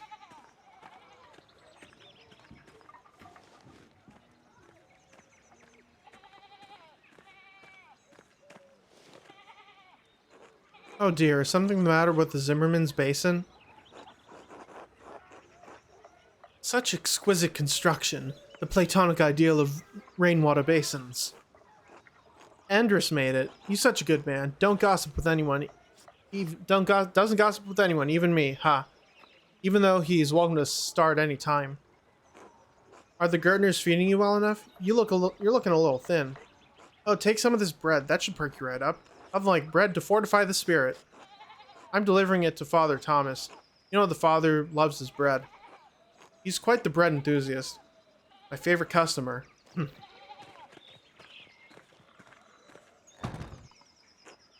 You should come by the bakery more often, Andreas. Anna would love to see you. It's so cute when she tries to steal your hat.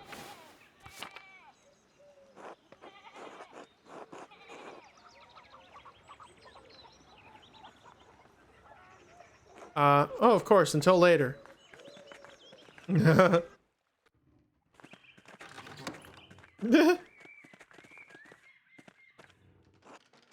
Maller.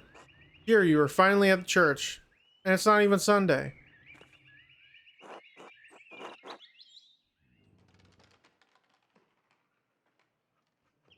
I took your words to heart, Father Thomas. You think all of this, your eternal salvation, is a joke? Oh no. Afternoon, Father Thomas. How's my favorite customer? Ah, Gret. I know I can't live without your rye. You're too kind. Please enjoy it with my well wishes. I should be off. Be well, you two.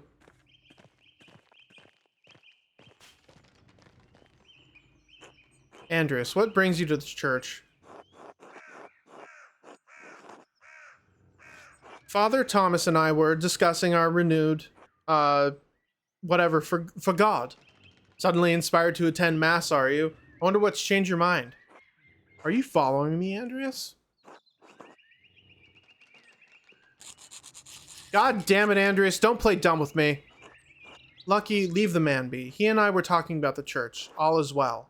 Now tell me, how's my wall? The damage isn't difficult to repair.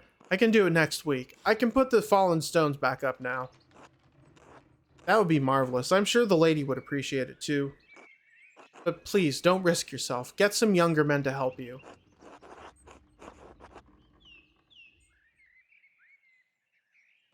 Need a hand, Lucky?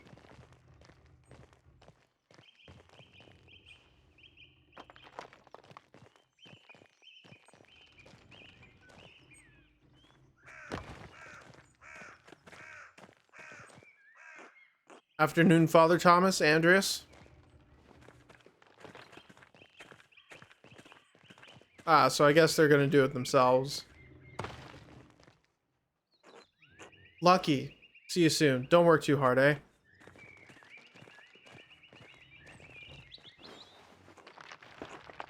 Even at his age, Lucky is quite able. Only Big York can match his strength. Thank you for your labors, Lucky.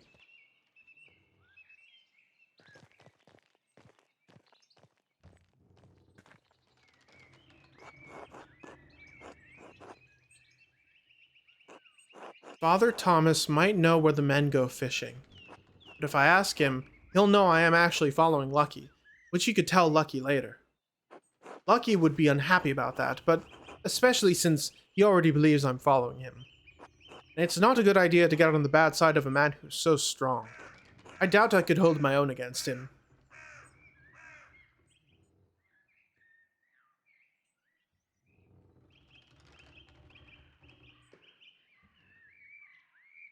Bye-bye. Oh, goodbye? Very unusual man.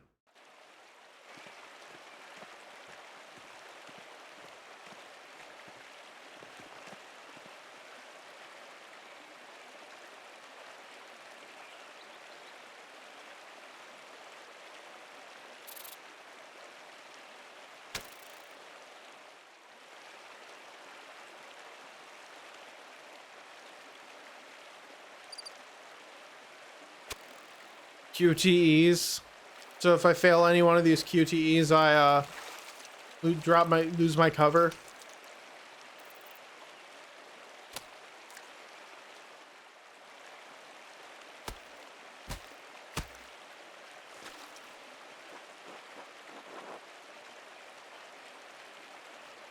Suppose it's better than letting them suffer. Till later, Otto.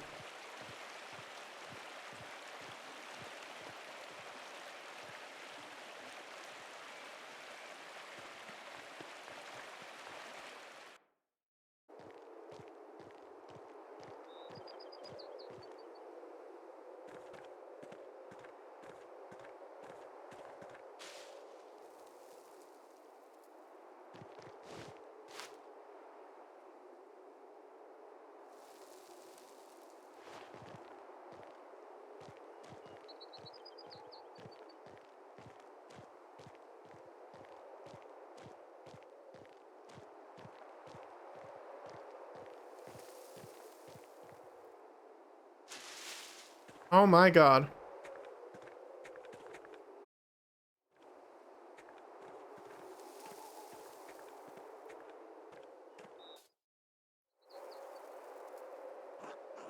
Two innocents.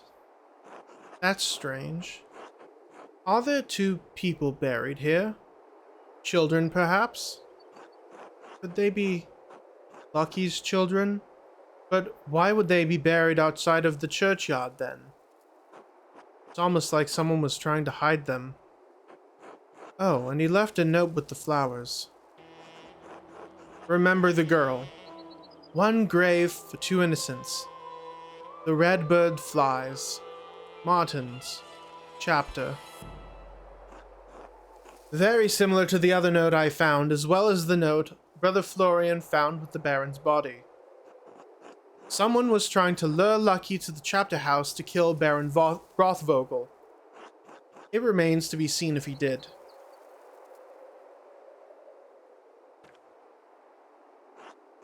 Damn, I've lost Lucky. This grave does seem important to him, but could it be enough motive for him to kill Lorenz? I won't know until I figured out who's buried here.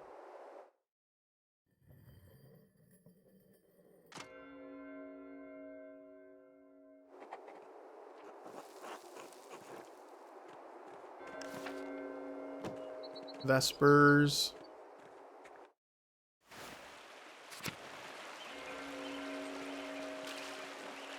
The waterfall must flow down from the snow melt in the mountains above the abbey.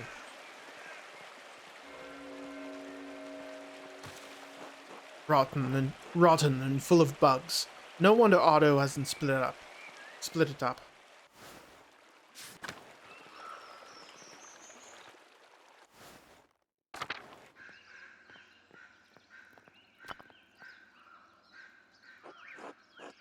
A carving of Saint Satya. It looks quite old.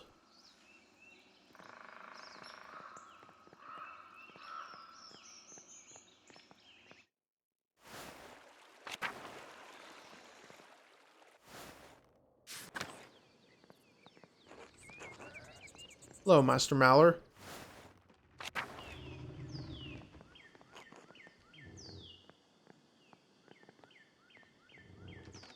So, that's a good name for a dog. Staub.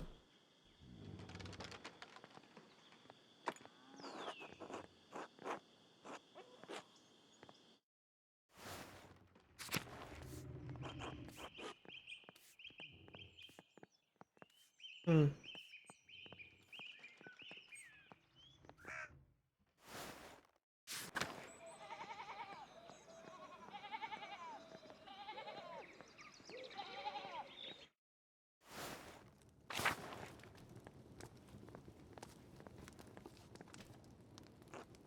Bless you, Andreas. Are you hungry? Have supper with us.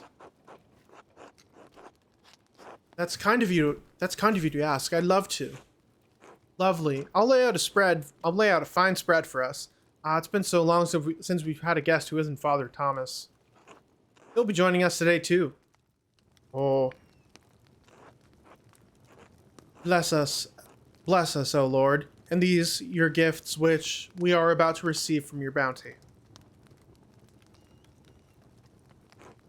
Through Christ our Lord, amen. Amen.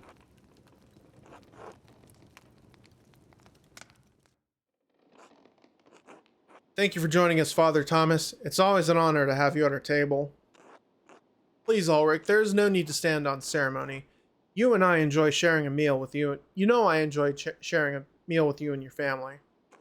Especially when Gret serves her rye. God bless you, Father. You're too kind.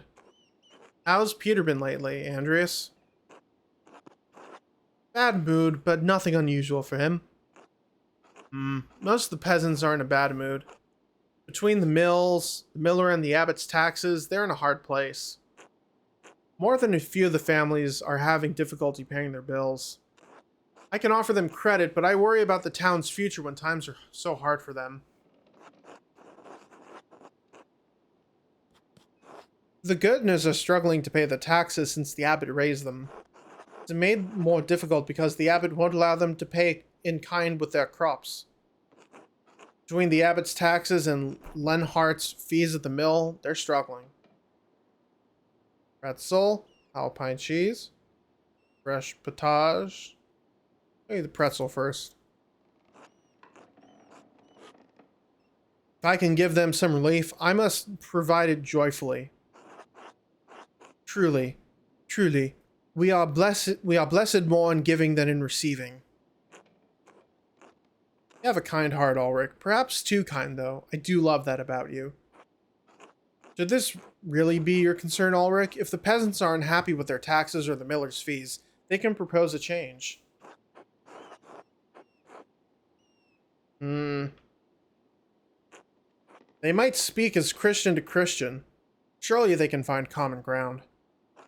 Well, in any case, is the miller not entitled to recompense for his labors?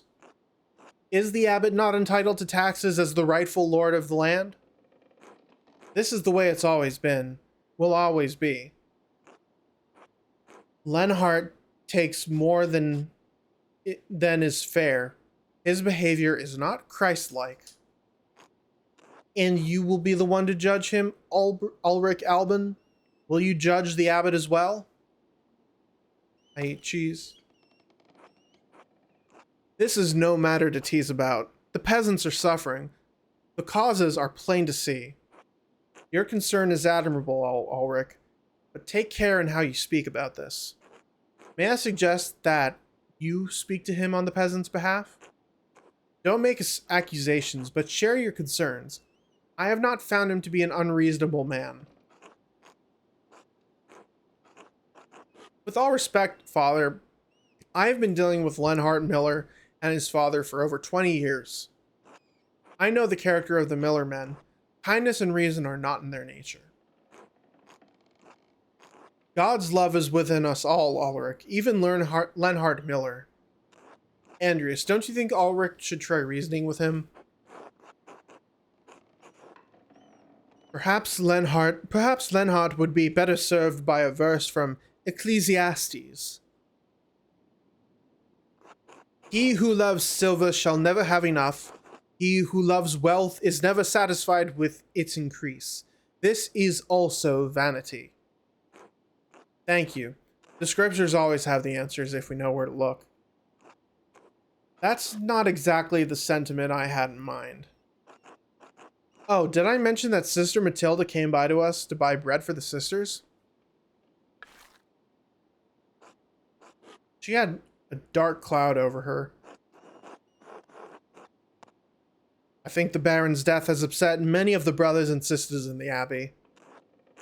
I can only imagine a murder that violent, especially of a nobleman. Sister Matilda seems so strong. I don't even think I've seen her like this before. You speak to her often? Yes, when she comes to buy bread. The Abbey can make some of their own, but we provide the rest. She walks with that bohemian monk, Brother Vashlev. He makes her laugh. Oh my heart, that's lovely. Not appropriate. But Father, surely friendship between a brother and sister united in Christ is all right, isn't it? Not if they are sworn to celibacy, no. Troubling. Perhaps I should speak to Father Gurnet about it. Clear throat. Well, that was an excellent meal. Thank you so much for inviting me into your home. Of course, Father, we're always honored to have you. As you say, I suppose. Well, I should get back to the counter. The Bower ladies will be by for their bread soon. Thank you for a seat at your table. It was our pleasure. Compline. I should get some sleep. Or break into the library.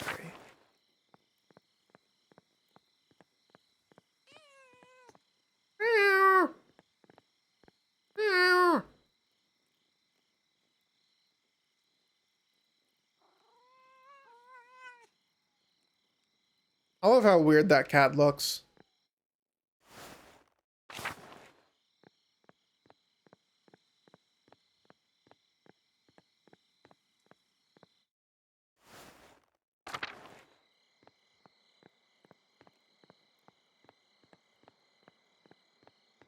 Yes, perhaps I'll break into the library. Wrong.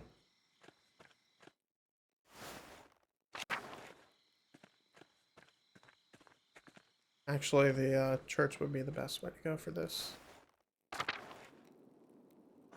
Oh shit.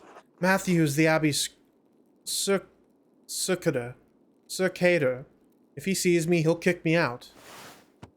Monk responsible for making rounds in the Abbey to make certain everyone is where they're supposed to be doing what they're supposed to do. I have to keep out of sight until he's passed. Good thing he can't see well.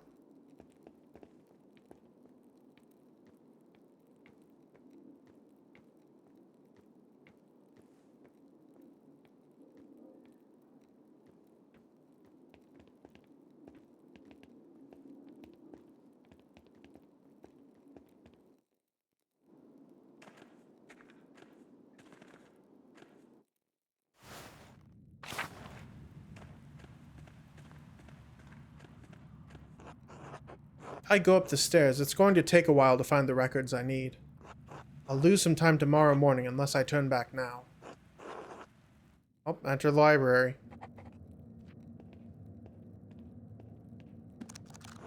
What's this? Pork. De Herbis Cambriae. On the herbs of Wales.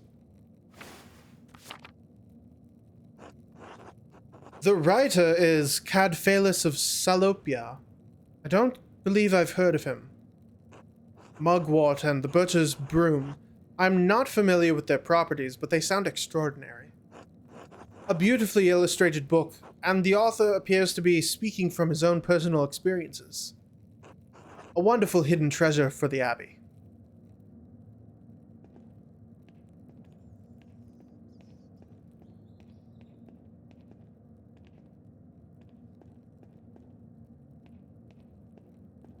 Going up. What do we have here? Hello there. A bifolium. Taken from a larger text. The Mysteria Astra? I'm not familiar with it. Some sort of astronomical text. Seems rudimentary, explaining the connection between astrological signs and the elements, and their basic relationship to alchemy. Each sign is governed by one of the 4 elements. Cancer, Scorpio, and Pisces are the water signs. Capricorn, Taurus, and Virgo are the earth signs, and so on. Cuts off there, but the next page is about something else entirely. Sister Illuminata must be trying to reconstruct the larger text.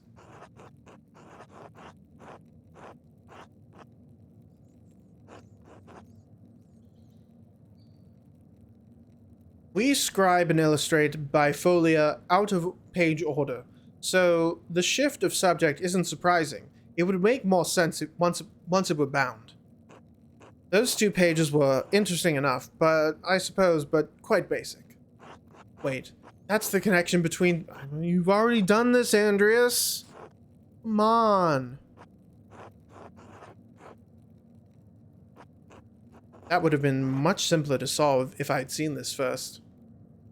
But you talked to the guy. This is most curious. Historia del Labyrinthio Librorium. Account of the Library of Books. Map? Ooh.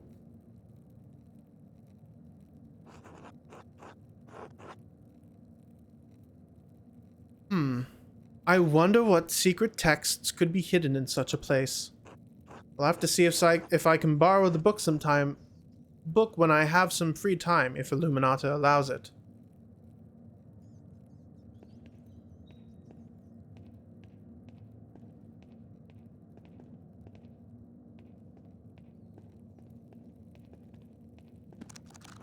This looks promising. The Familiares of the Sisters of Curacao Abbey. Yes.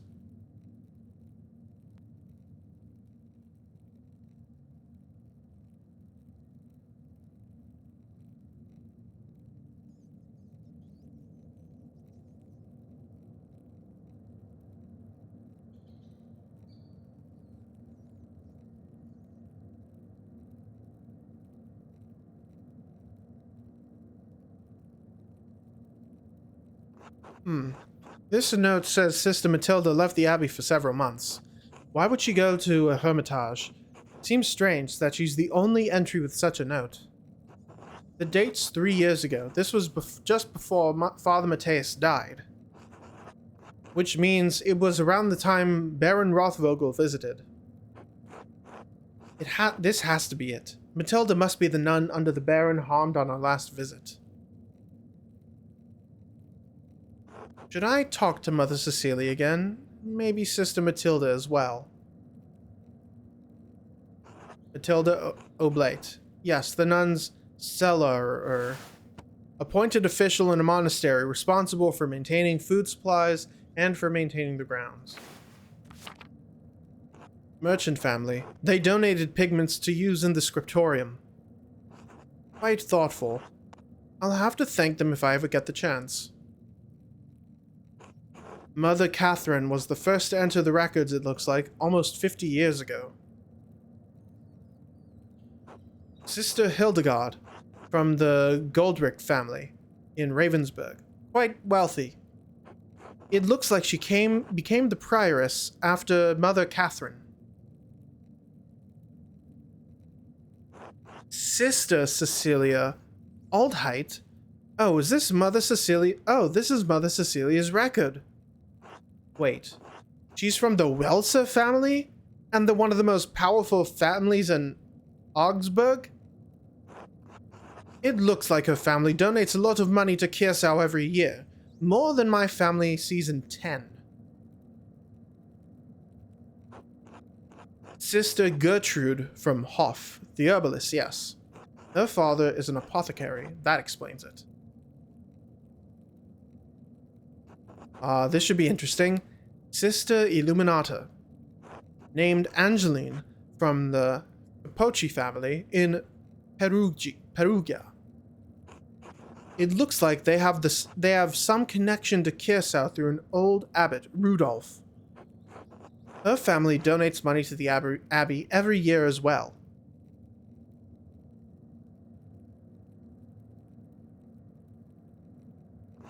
So Sophie from Burgitz.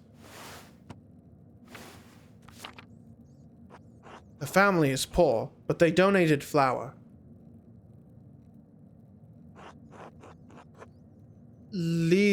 Lisbeth Oblate. She's from Utrecht. It looks like she had an eventful life before coming here. Married with a child. Both died. The merchant family has some connection to Kirsau through the Kaufmanns of Rothenburg ob der Taubert, a free imperial city and home of several holy chivalric orders and monasteries. The city was a gathering point for pilgrims, Catholic and Protestant alike.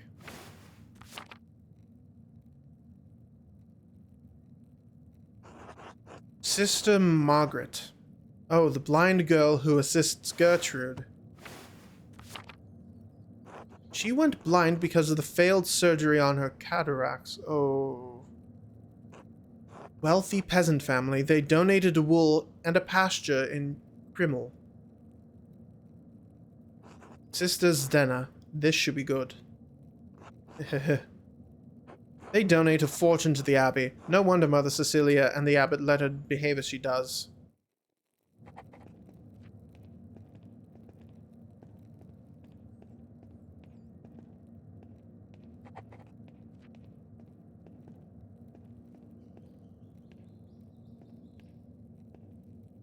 Walking down these stairs is as awkward as Castlevania. Oh no. Holy fuck.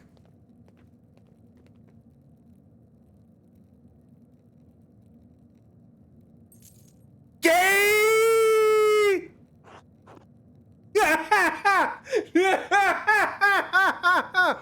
Oh no no no no no. No no no no no no no. What's in the shit?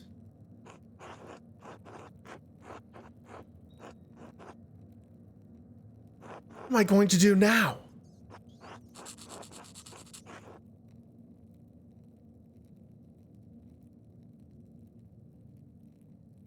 Run for it! Go, go, go! They'll notice, but can they catch me? How fast can two monks run? I'll break for the stairs. They can't possibly catch me.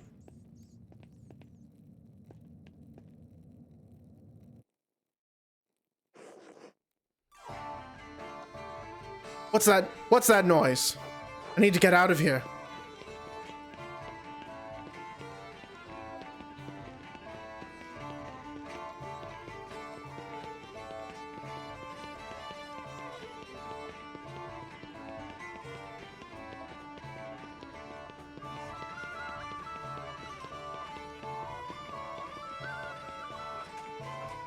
Too close, too close.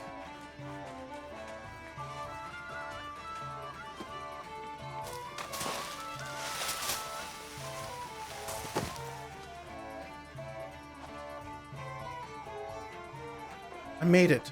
Could they tell it was me? Christ, my leg.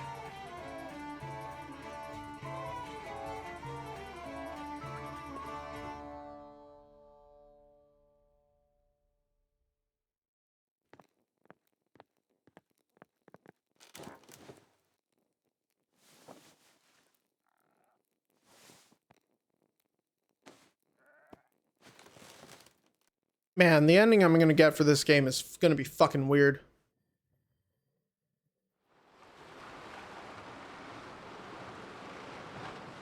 Oh shit.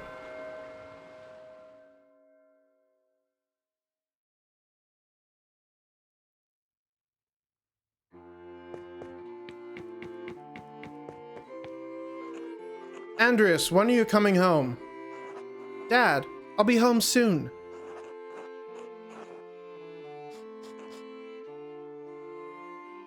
I'm nervous about this. How's business? Good. I'm finishing a commission for the, Imhoffs. You can see it when you get back.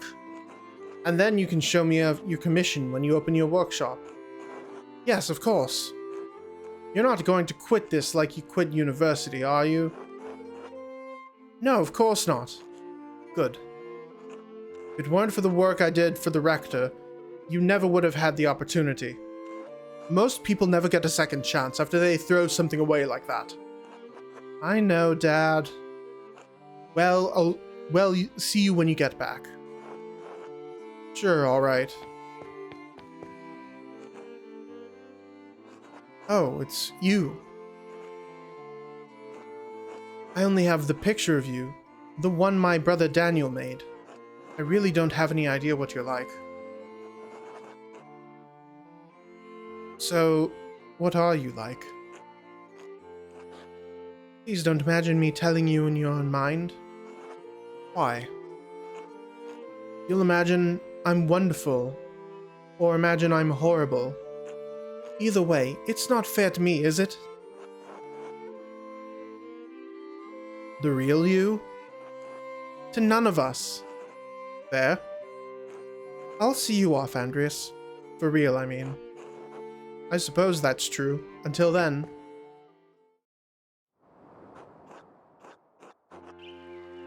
Welcome back, Andreas. It's been too long since you've graced this court with your presence. Apologies, Your Majesty. My mind has been preoccupied by a tragedy at Curacao Abbey. What manner of tragedy? The murder of a nobleman, a close friend of the Prince Bishop of Freising. My friend, Brother Piero, is the abbot's only suspect. I know that he could not have done it. How did you know? Examine your assumptions, my son. In addition to having no motive and violence not being part of his character, he is not physically capable of the act. He is of limited strength and has palsy in his hand that makes holding a paintbrush difficult. It's inconceivable that he would have the strength and resolve to kill the Baron with a blow to the head. A whole lot of inconceivable shit happens on this hell of an earth, Andreas.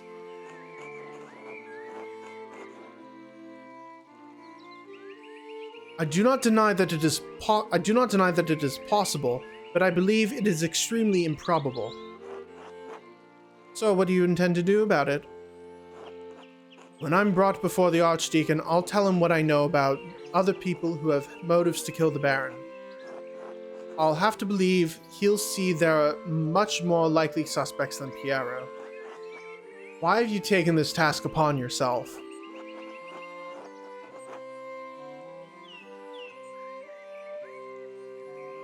I want to find the real killer. The Archdeacon must be a man of learning. Do you think he's incapable of discovering the truth?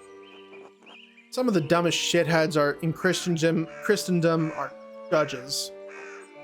For all Andreas knows, this Archdeacon might not be able to tell his head from his asshole. That's my fear. That no matter what evidence I present, Piero's fate may already be sealed. Why does that shit-for-brains abbot care about the death of a useless fart like Lorenz of Rothvogel anyway?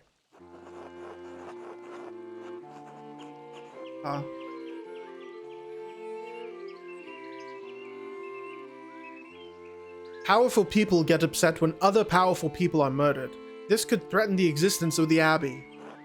Oh no, the Abbey! Who gives a damn about those hypocritical assholes? In any case, Andrius' ability to prevent Piero's death depends on the judgment of the Archdeacon.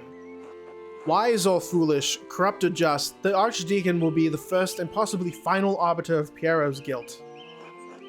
Andrius must win the Archdeacon to his side using the tools favored by men such as him. Oh, that wasn't Andrius.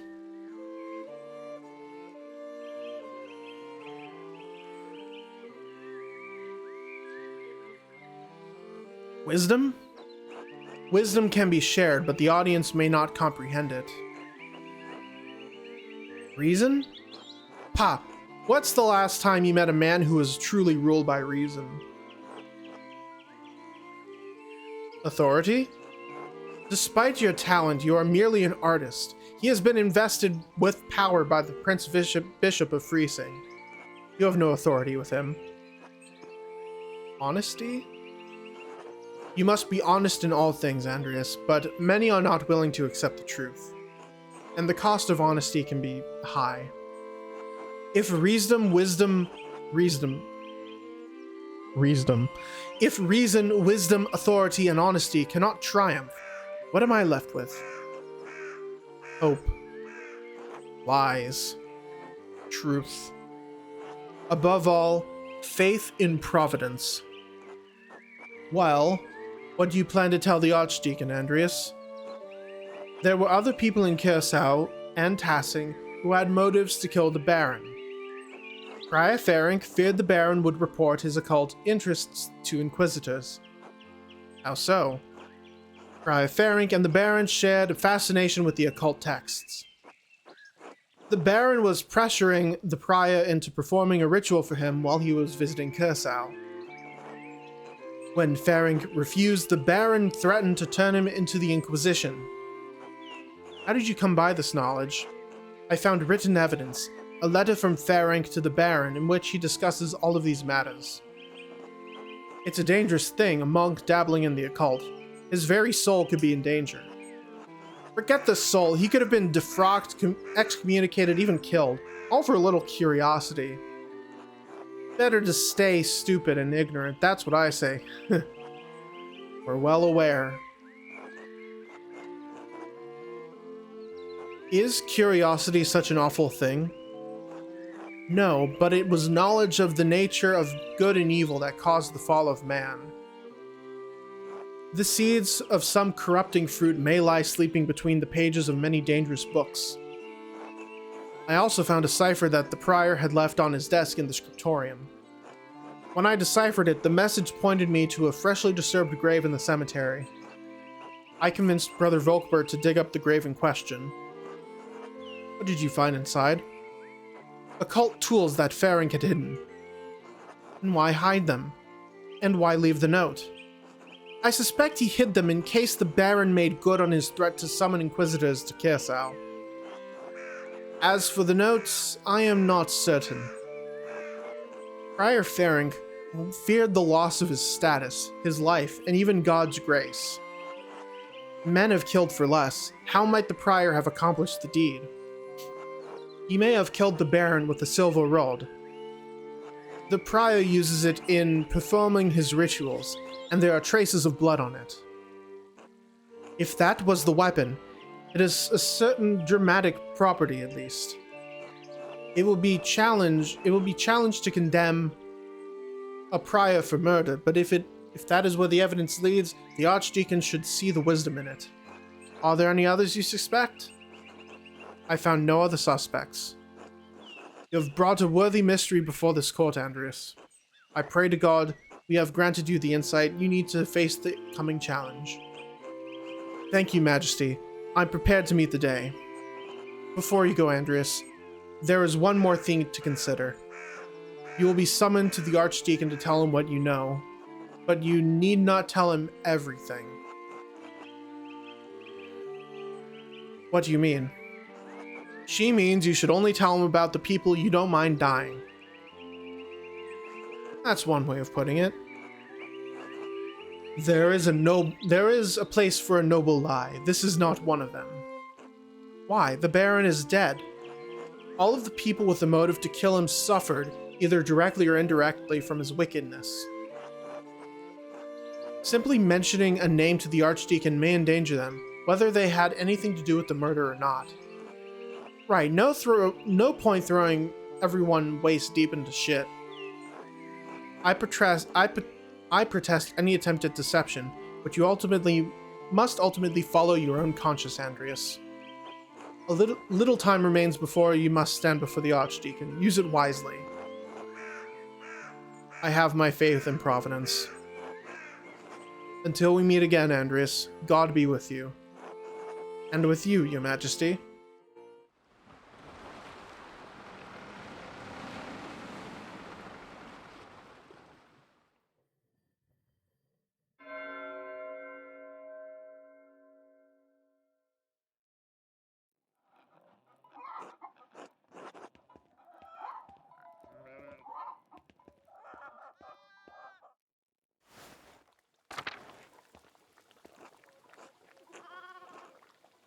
Andreas, there's a brother here from the Abbey here to see you. Which brother? He did not tell me his name. The big man who does the shopping for the monks in town? Seems quite rattled. That doesn't bode well. Please speak to the brother. He's just outside.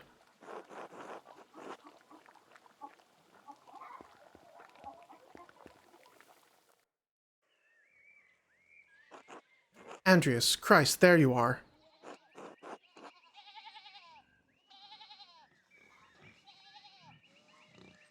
Mind, don't tell me there's been another killing. Good God, no. We have been spared such horrors, for now at least. It's the Archdeacon. He's come early with an entire retinue in tow. He's questioning everyone who knew the Baron and Brother Piero. I've already told him the little I know. He expects to speak with you today at Nones. He requested you specifically. He went to the Gertners at Vespers to try to warn you. I went to the Gertners at Vespers to try and warn you, and you never showed up. Where were you all night? Honestly, in the library. I was following a clue and time got away from me. What? Why? No, never mind. Just don't let the abbot find out, and don't tell the Archdeacon. Anyway, he's questioning everyone in the chapter house, and he's keenly interested in you. Did he say why? It's no secret you've been poking about the town and the abbey, sticking your nose in the rot.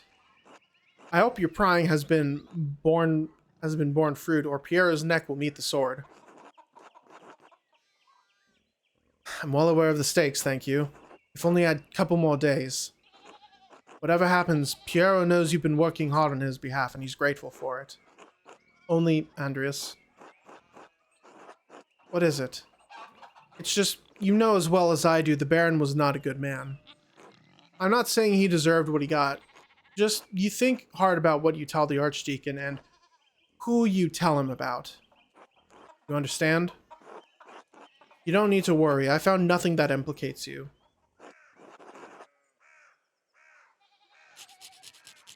It's not me I'm worried about. I'm sorry, I didn't mean to shout. You don't deserve that.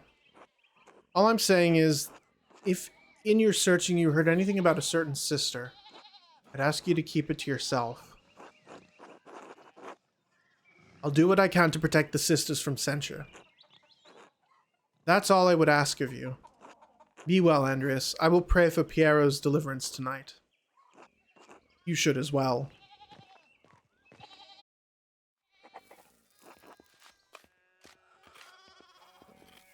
The Archdeacon.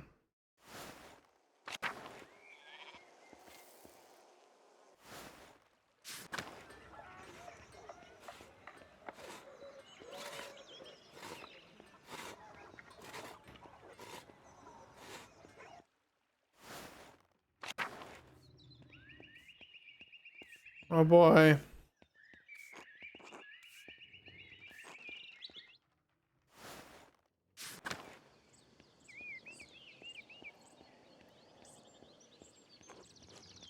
I wish we could discuss this over lunch.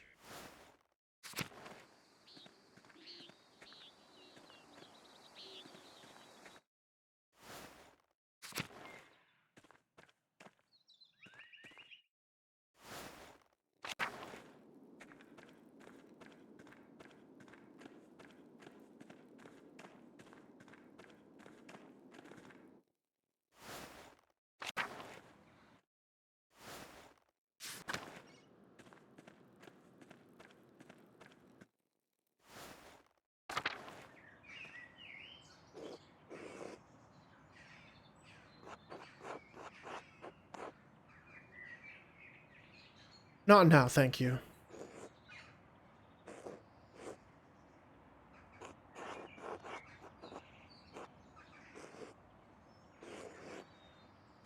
Alright, where should I go? Probably not here.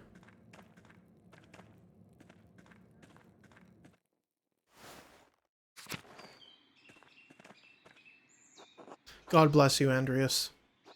Do you have time to eat with me and some of the townspeople?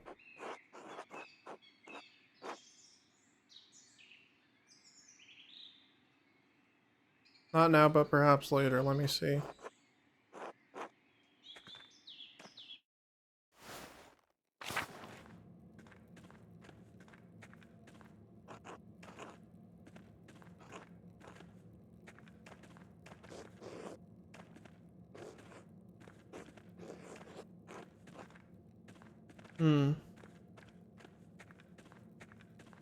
Where is the Archdeacon?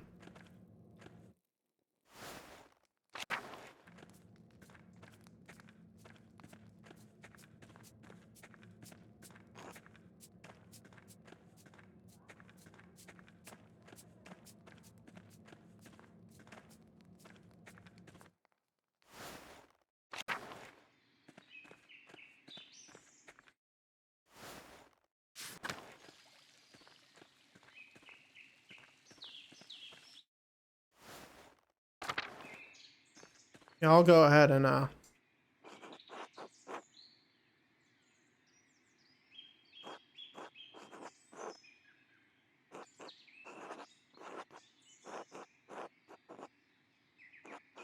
Alright. I'm eating with them. Oh my, Andreas. Yes? Are these all of the mothers from Tassing and their children? Well, no, I don't think it's all of them. Helena Pifirin couldn't make it. It's a long walk up here in her condition. And Hetty said Hans was too big for her, too big for stories. Stories?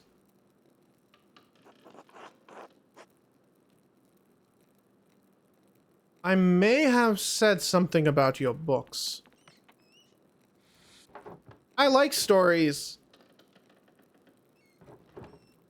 Yes, maybe a little too much.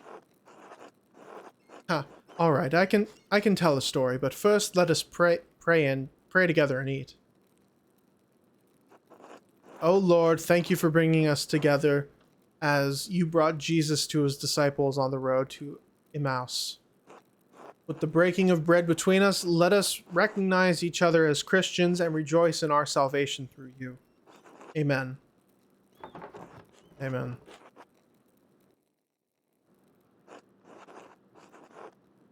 And thank you and your husband for this bread, Gret. My Ulrich has always said that bread brings people together. I missed this bread when I was in Basel.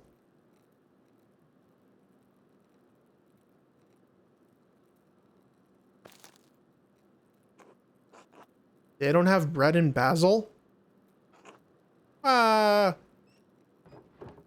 Where's Basel? Over the mountains, west of here. You've seen Basel with me and Dad when you were in my belly. What? Father Gurnet eats white bread, does he not? Yes, the finest wheat is used for the abbot's bread. Why? The abbot is a very important man, Paul. We have a bread in my home that we call injera. We make it thin, round, and wide, and we put our food on top of it. We eat it with almost every meal. As you love the bread of your home, so I miss mine. Oh, what's the recipe? Maybe we could make it. Thank you, but no. We use a fine grain that does not grow here called teff. I hope you find our local bread satisfying, Brother Sebat. I do enjoy it, perhaps too much. I'm becoming too accustomed to life in Rome, even life in these mountains. In truth, I can no longer remember the taste of injera, not even the feeling of it in my mouth. It is the great danger that comes with the blessing of travel, living a life between worlds. I don't want to talk about bread anymore. It's so boring. Bread. Don't be rude, Bert. Did I say I would tell a story? Children, have you ever seen a Bible? Father Tom. Yeah, Father Thomas has one. It's huge. My dad has one. It was printed in Hamburg. Is that an H or a B? Bamberg? Hamburg? I think that's an H. Very good. This is a Bible from my home that I brought to give to the abbot. Andreas, do you have a favorite story to illustrate from the Bible?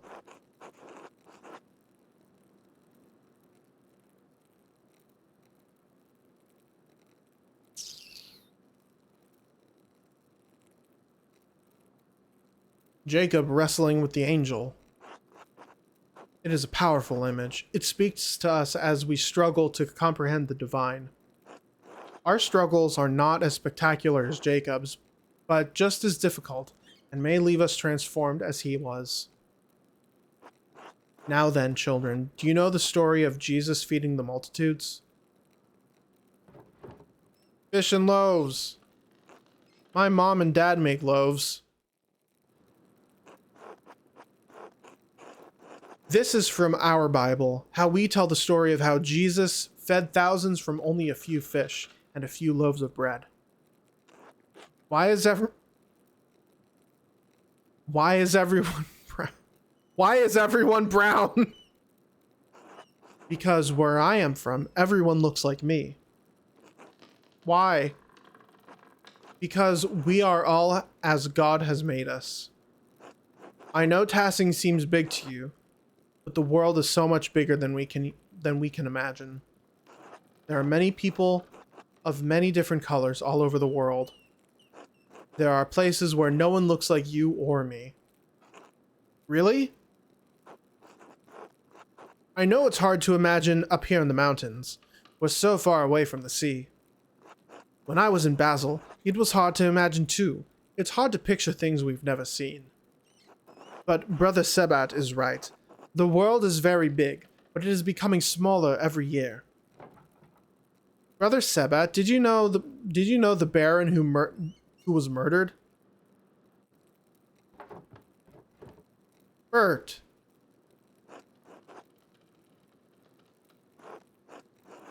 It came up when I was visiting with the Druckers.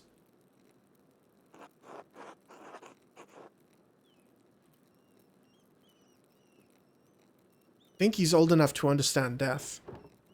I don't think I'm old enough to understand it myself.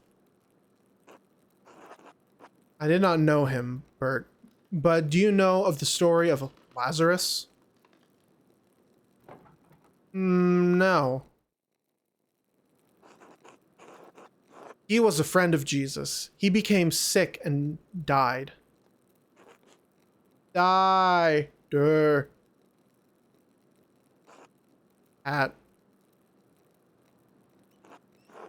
But Jesus brought his followers to Lazarus's tomb. He prayed to God, and when they opened from the tomb, Lazarus emerged, returned from the dead.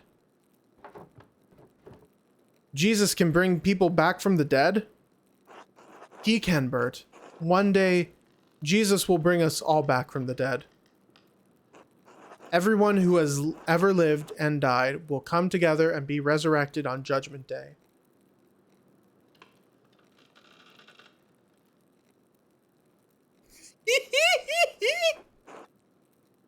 I'm just gonna say nothing.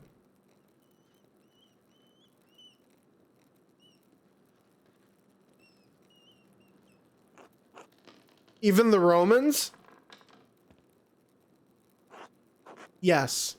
The Romans too.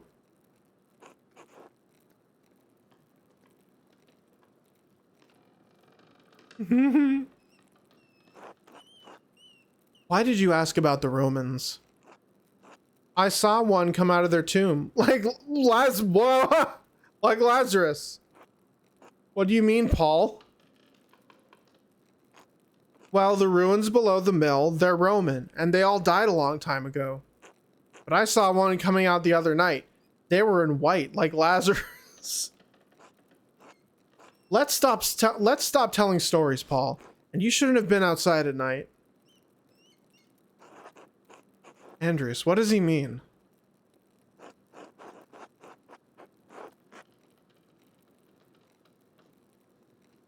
I think I may have seen something similar the other evening. What? Really? Where? You know, I probably shouldn't discuss it any further. Especially here. Of course. Apologies for that, ladies. But thank you for sharing a meal with me today. I will be leaving for Rome soon. But I am glad to have spent some time with you and your children.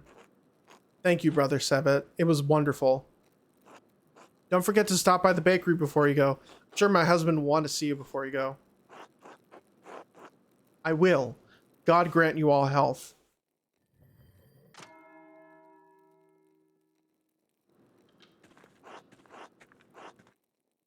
Going to the chapter house to meet the Archdeacon. Actually, you know what? I should probably stop there. Jacob has arrived. Oh, goody. I don't think I made the best use of my time doing the activities that I did. But, we'll see next time on Pentiment. So, thank you all for watching. I want to continue this either tomorrow or the usual Wednesday time. I wonder if I could finish it before Friday, because Friday is when Pizza Tower comes out. So I want to play that. But if I don't finish it, I'll just do a dual Pentiment and Pizza Tower stream on Friday. So, yeah. This game continues to be intriguing. And I hope I can explain my way out of the Archdeacon. I hope I can explain my way through the Archdeacon. So, yeah, thank you all for watching. And I hope you all have a good night. Goodbye.